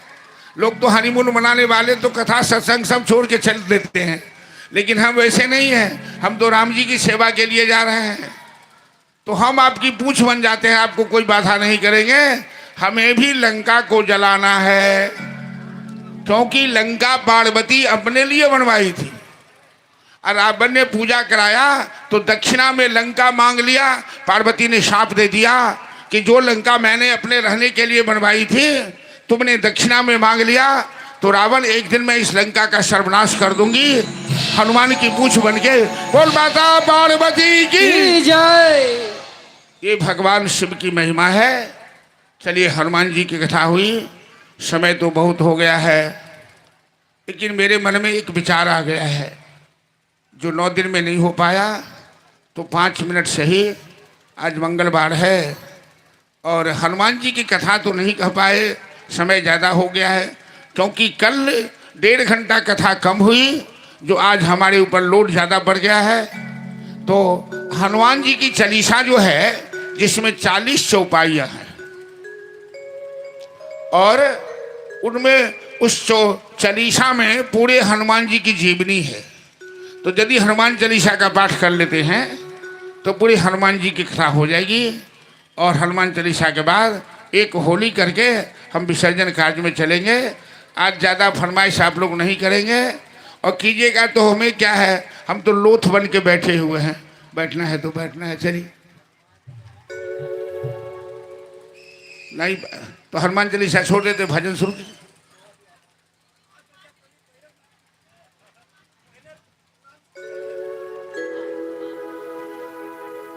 हम तो पहले अनाउंस के लिए, वैसे पहले हैं अनाउंस के लिए 2-4 गो भजन की, तो पहला अनाउंस है कि बाद वाला है। चलो वहां बहुत तेज छिलेगी।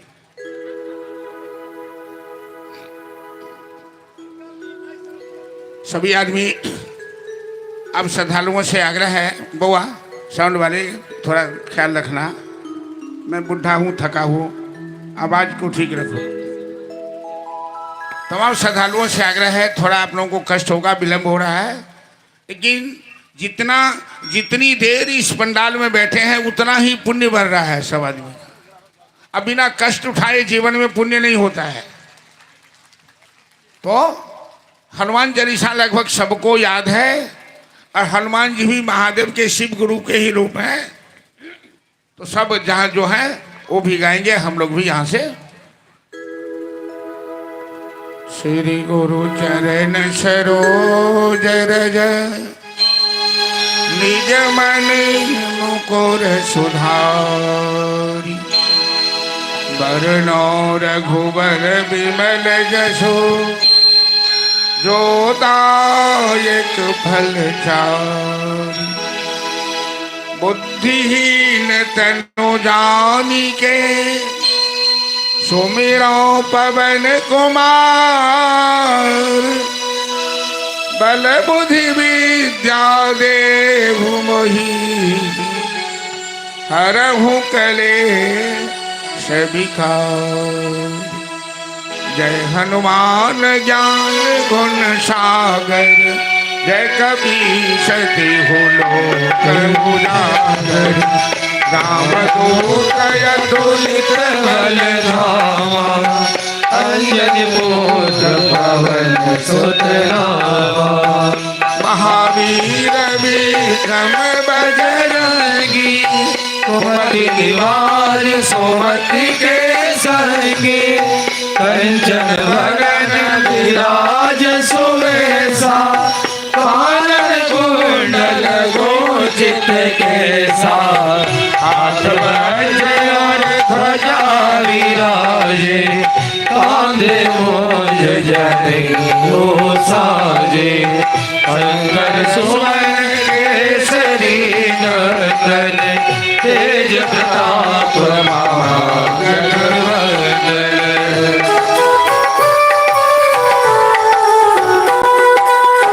विद्यावान गुणी अति चातुर, राम काज करिबे को आतुर। प्रभु चरित्र सुनिबे को रसिया, राम लखन सीता मन बसिया। सोवेरो पधरि सियहि दिखावा, विकट रूप धरि लंक जरावा। भीम रूप धरि असुर संहारे, रामचंद्र के काज सवारे।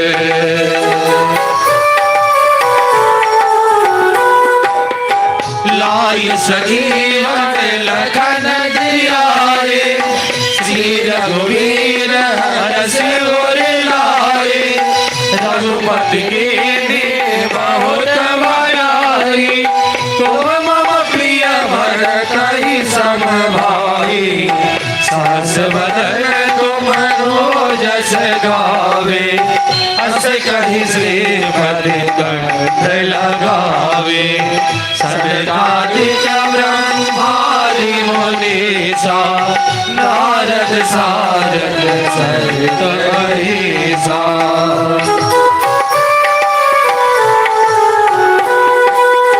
जम कुबेर दिखपाल जहाते, कवि गोविंद कहि सके कहाते। तुम उपकार सुग्रीवहि कीन्हा, राम मिलाय राजपद दीन्हा। रोमंत विभीषण माना, लंकेश्वर भय सब जग जाना। जुग सहस्र धन परमानो, ले लो ताहि मधुर फल जानो।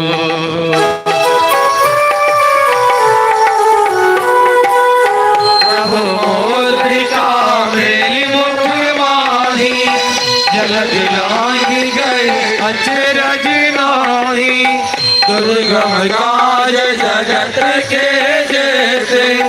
सुगम अनुग्रह तुम्हारे तेते, राम दुआरे तुम रखवारे।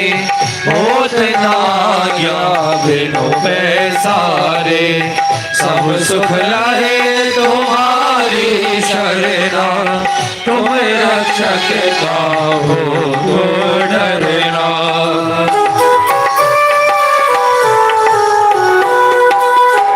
आपन तेज संभारो आपे, तीनों लोक हांकते कांपे।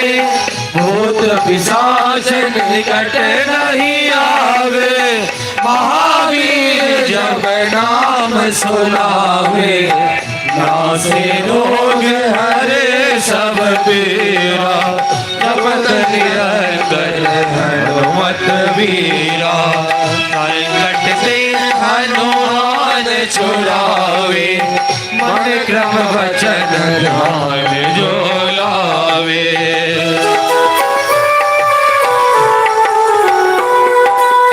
सब परिणाम तपस्वी राजा, तिनके काज सकल तुम साजा, और मनोरथ जो कोई लाए, सोई अमित जीवन फल पावे, दुख परताप तुम्हारा, है प्रसिद्ध जगत उजियारा, साधु संत के तुम रखवारे, हो नाम दुलारे।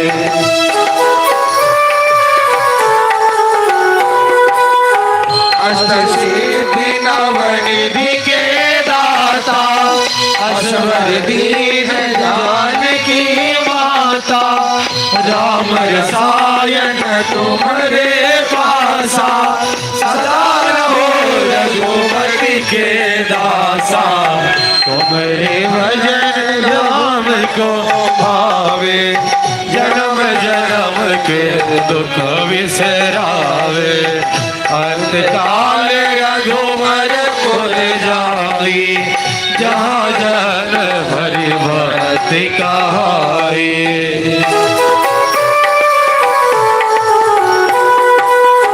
और देवता चित न धरई, हनुमत से सर्व सुख करई, संकट कटे मिटे सब पीरा, जो सुमिरे हनुमत बलवीरा, जय जय जय हनुमान गोसाई, कृपा करो गुरुदेव की नाई, जो शतवार पाठ कर कोई, सो दैवते महासुख होई।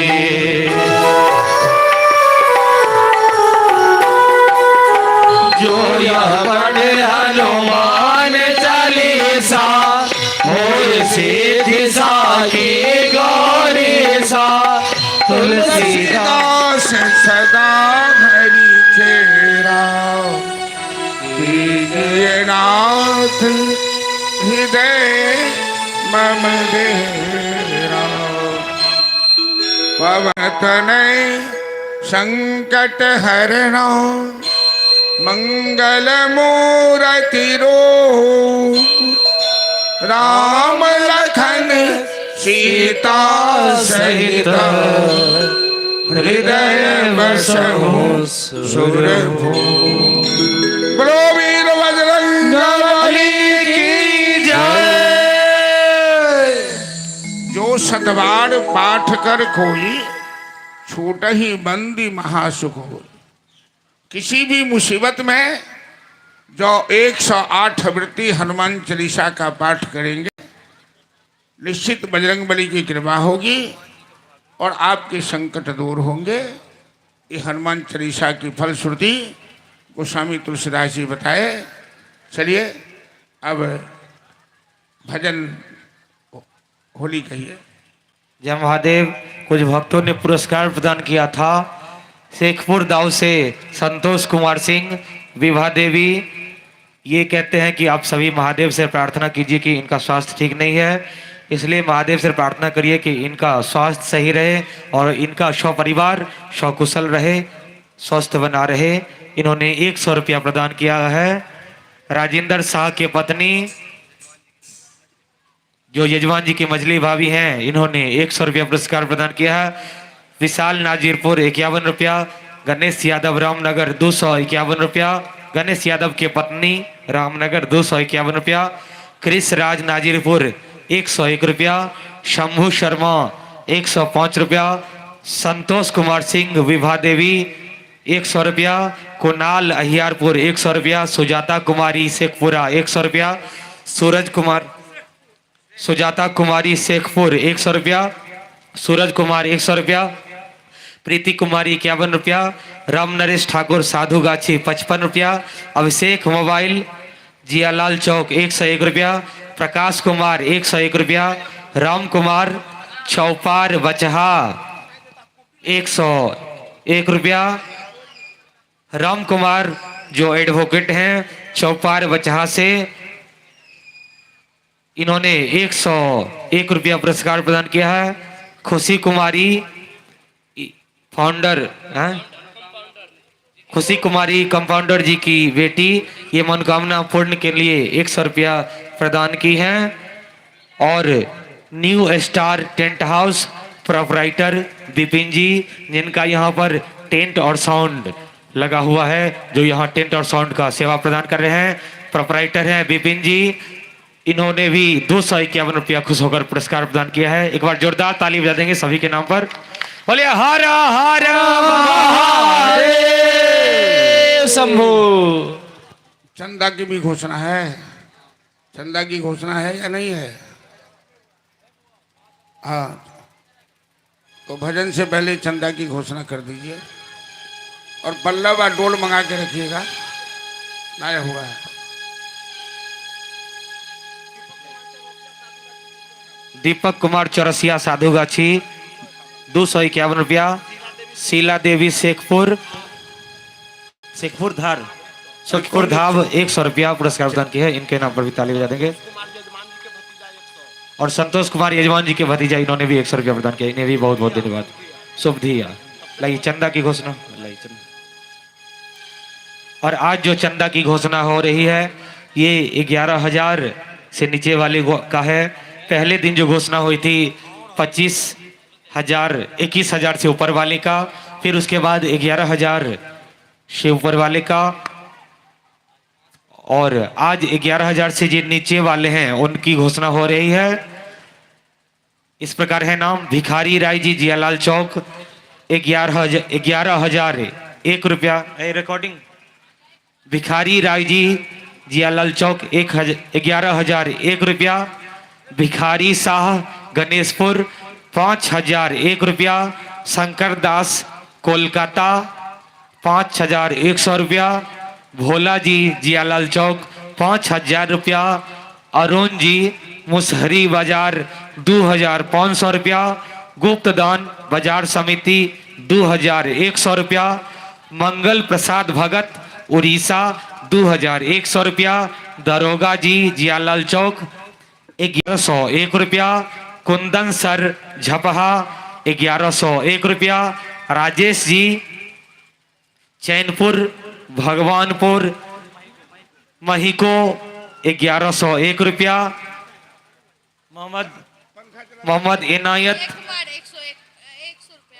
मोहम्मद इनायत मुखिया 1,101 रुपया। उदय शंकर राम मुकसुदपुर 1,101 रुपया। मधु गुरु बहन 0 माइल 1,101 रुपया। मुन्नी देवी अकबरपुर 1,001 रुपया। प्रमीला देवी अकबरपुर 1,001 रुपया। नीलम देवी अकबरपुर 1,001 रुपया। चिंता देवी अकबरपुर 1,001 रुपया। रूबी देवी अकबरपुर 1,001 रुपया। मनीष गुरु भाई जी सहबाजपुर 701 रुपया। राम नारायण राय जी अहियारपुर 505 रुपया। शशिभूषण गणेशपुर 505 रुपया। सुनील कुमार खूरा है ना, सुनील कुमार खूरा 501 रुपया। बीनू सर न्यू लाल चौक 501 रुपया। व्यास जी बाजार समिति 501 रुपया। लक्ष्मी देवी गणेशपुर 501 रुपया। मीरा मेहता अहियापुर 501 रुपया। महेश मिश्रा अहियापुर 501 रुपया। गीता कुमारी नाजिरपुर 501 रुपया। अशोक राम जियालाल चौक 501 रुपया। और है कि हो गया। नील कुमार 0 माइल 501 रुपया। श्री हाँ?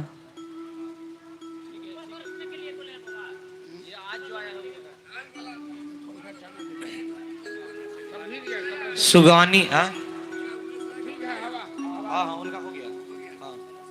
सुगानी उर्फ सोनू सिंह, बोकर तिलक, ताजपुर 2100 रुपया 2100 रुपया। उदय शंकर राम मुकसुदपुर नेताजी लाइन होटल 1001 रुपया। कुणाल सिंह अखाड़ा घाट 1001 रुपया। अशोक यादव ट्रॉपिकल कंपनी अहियापुर 1001 रुपया।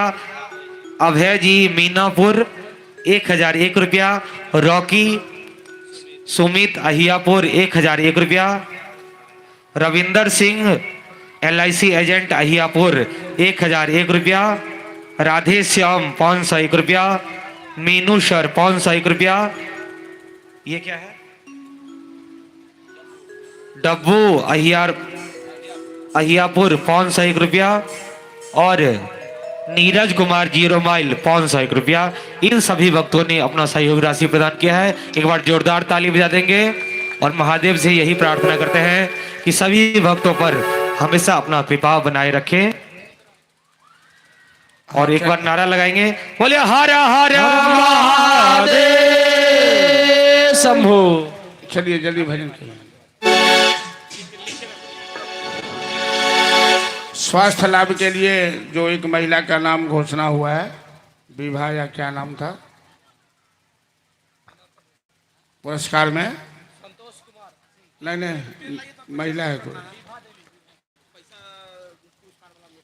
तो ओम जुंग सह है, ओम जुंग सह ये मंत्र जाप कीजिएगा महादेव का ध्यान करके 108 बार कम से कम, ज़्यादा जितना हो सके। महादेव कृपा करेंगे, स्वास्थ्य लाभ होगा आपको। ये लघु मृत्युंजय मंत्र है, ओम जुंग सह जाप कीजिएगा, भगवान जरूर स्वास्थ्य लाभ देंगे। हेलो, जय महादेव। आइए, एक होली की फरमाइश है, होली हो रही है।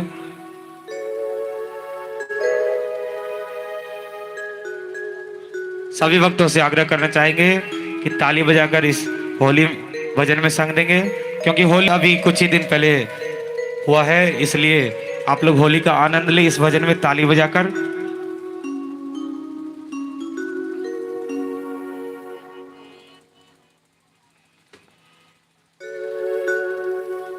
बोले महापति महादेव की साइड करो ना, जय। साइड दिमाग लगाओ ना, साइड करो ना। रंग लेके खेलते, गुलाल लेके खेलते। अबीर अगर होगा तो अबीर यहाँ पर लगा देंगे सभी भक्तों को। और रंग लेके खेलते, गुलाल लेके खेलते, रंग लेके खेलते, गुलाल लेके खेलते, गौरा संग होली भोलेनाथ खेलते। ओ बोलो सारा, ओ बोलो सारा, होली भोलेनाथ खेलते। ओ बोलो सारा, बोलो सारा, होली भोलेनाथ खेलते। बोलो सारा, होली आई, होली आई, होली आई, मस्ती छाई, मस्ती छाई, मस्ती छाई, होली है।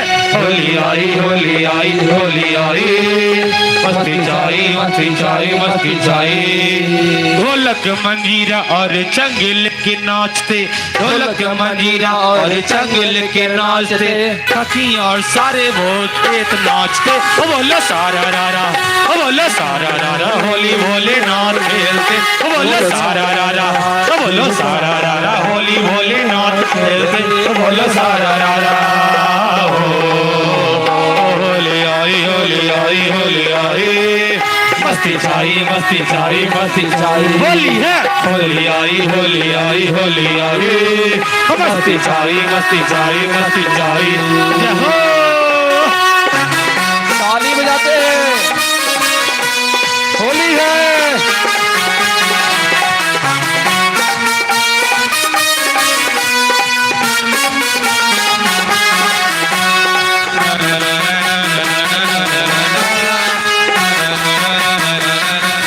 होली है।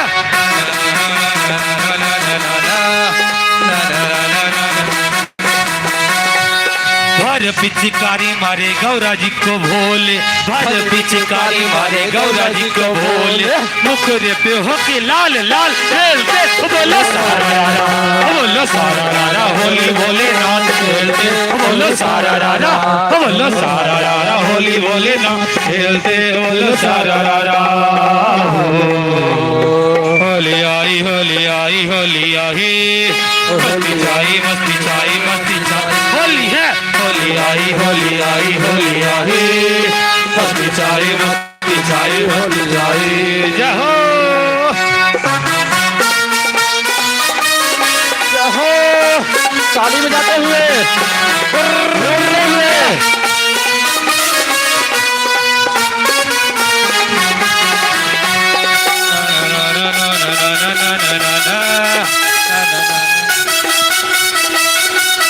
होली है।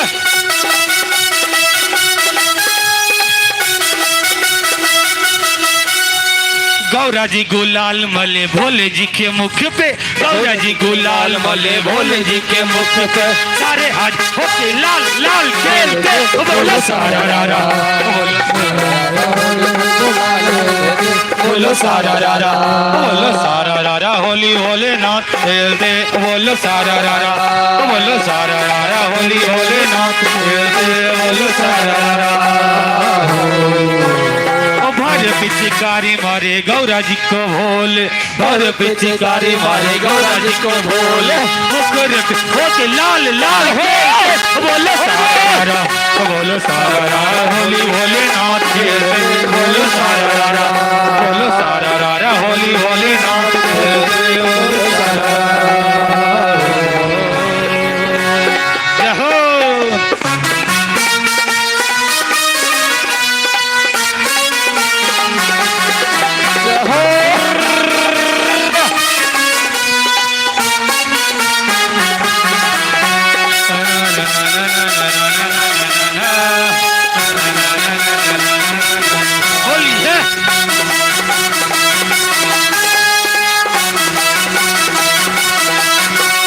देवता भी होली खेलने यहाँ आते हैं, देवता भी होली यहाँ खेलने क्यों आते हैं, ब्रह्मा विष्णु भोलेनाथ खेलते, बोलो सारा रारा, बोलो सारा रारा, होली भोलेनाथ खेलते, बोलो सारा रारा, बोलो सारा रारा, होली भोलेनाथ खेलते, बोलो सारा रारा।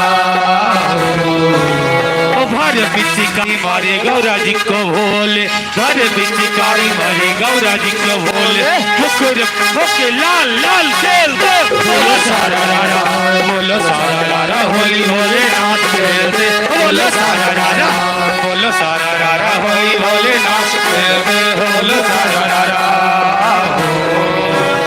होली आई होली आई होली आई, मस्ती छाई मस्ती छाई मस्ती छाई, होली है होली आई होली आई होली आई, मस्ती छाई होली आई। जय हो। प्रेम से झूमते हुए ताली बजाते हुए सभी जय हो।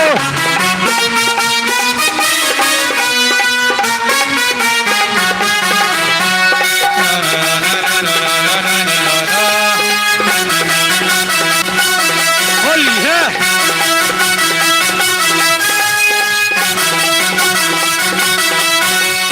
भक्त सब गावे तेरी महिमा निराली है, भक्त सब गावे तेरी महिमा निराली है, भक्त यहाँ होली लाल खेलते, बोलो सारा रारा, बोलो सारा रारा, होली भोले नाथ खेलते, बोलो सारा रारा, बोलो सारा रारा, होली भोले नाथ खेलते, बोलो सारा रारा।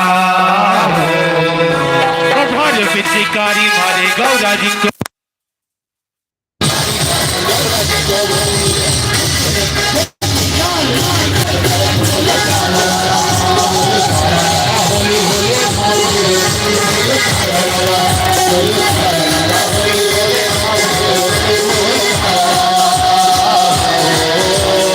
होली आई होली आई होली आई, होली आई होली आई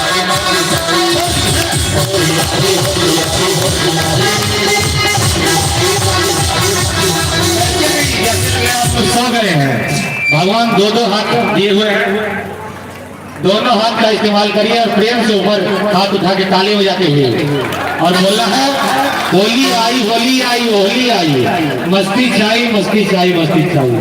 आप सभी को भी बोलना है होली आई होली आई होली आई।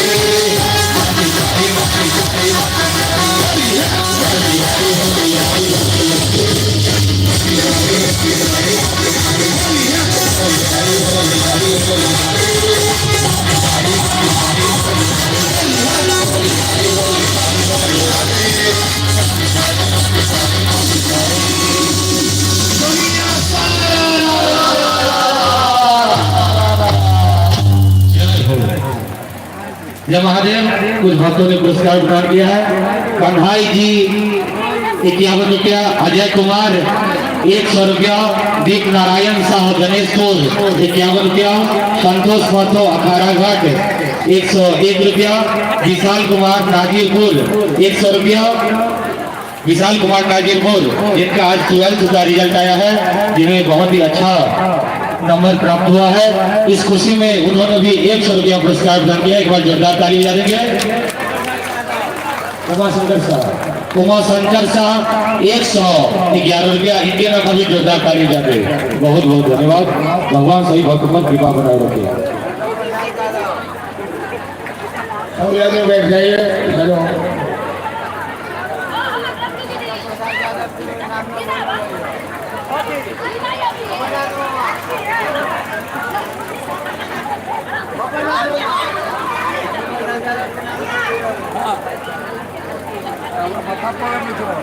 आरती के बाद सबको बैठना होगा। यदि अभी खड़े भी रहिएगा तो बैठना पड़ेगा। यजमान जी भी श्री बैद्यनाथ प्रसाद जी खुश होकर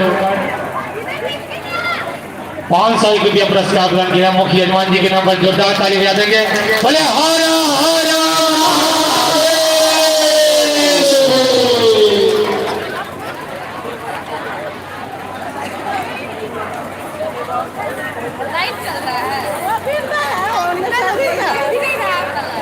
कैसे नहीं दिख रहा है और मुख्य यजमान और राकेश जी की छोटी मम्मी, उनके तरफ से भी 100 रुपये का पुरस्कार है। इनके नाम में भी जोरदार ताली बजा देंगे। धन्यवाद। कहाँ बढ़ रहा है, कम हो रहा है? व्यू मेरा बढ़ रहा है। कैसे आपको पता चल रहा है? आपको वीडियो दिखाएंगे उसके बाद। चलिए व्यू लगभग 300 प्लस होगा। चलो बैठ जाइए ना, साउंड के पीछे खड़े हो गए। इसको इज्जत तो थोड़ा सा करिए।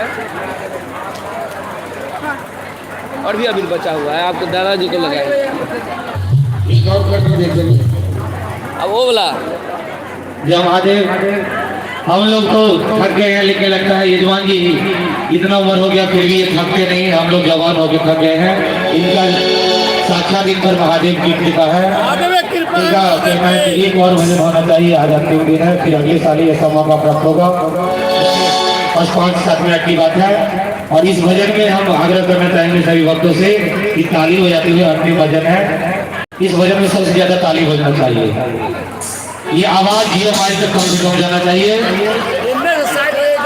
ये बहुत ही सुंदर भजन बम बम बोल रहा है काशी, और इसमें हर हर महादेव का नारा भी है। सभी भक्तों को हर हर महादेव का नारा भी लगाना है।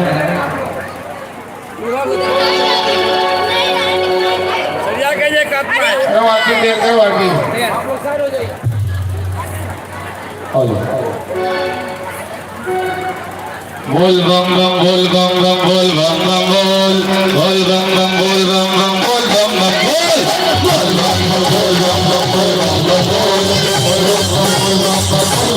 बोल घूम रही है पावन बोल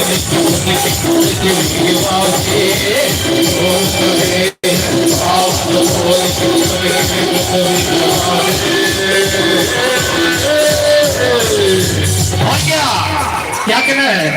बम बम बोल रहा है काशी, बोल रहा है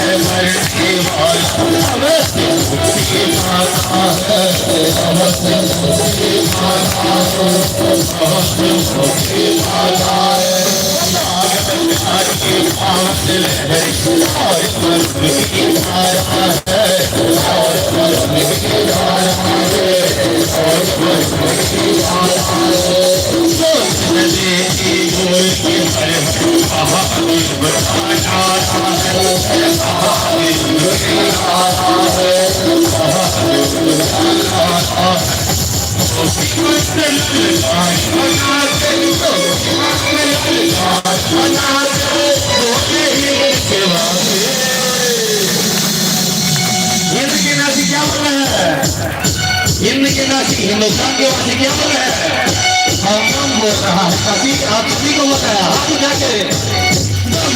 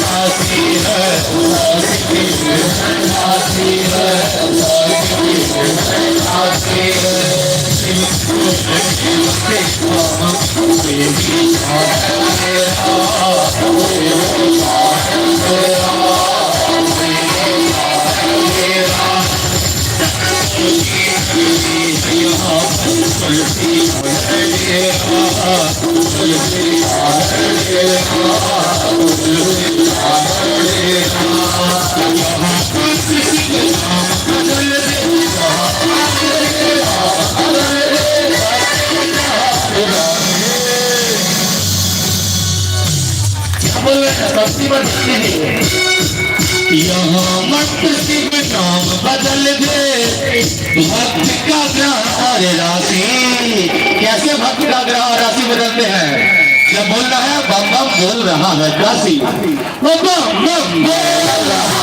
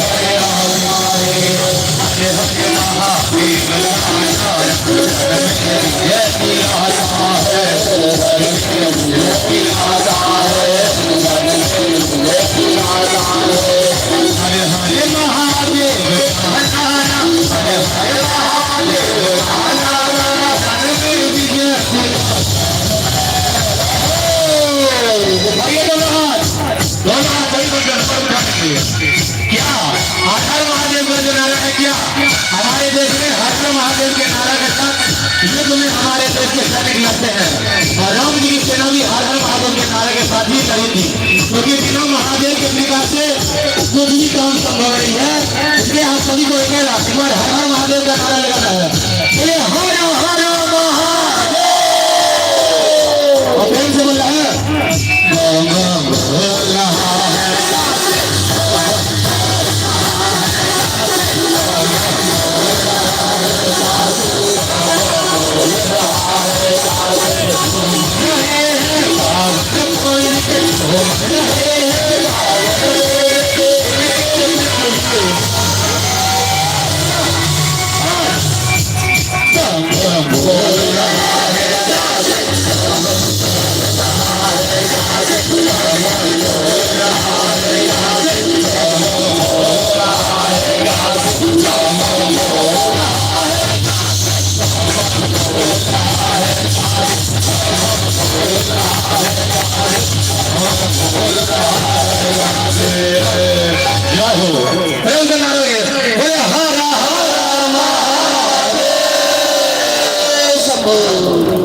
चलिए आरती कराइए।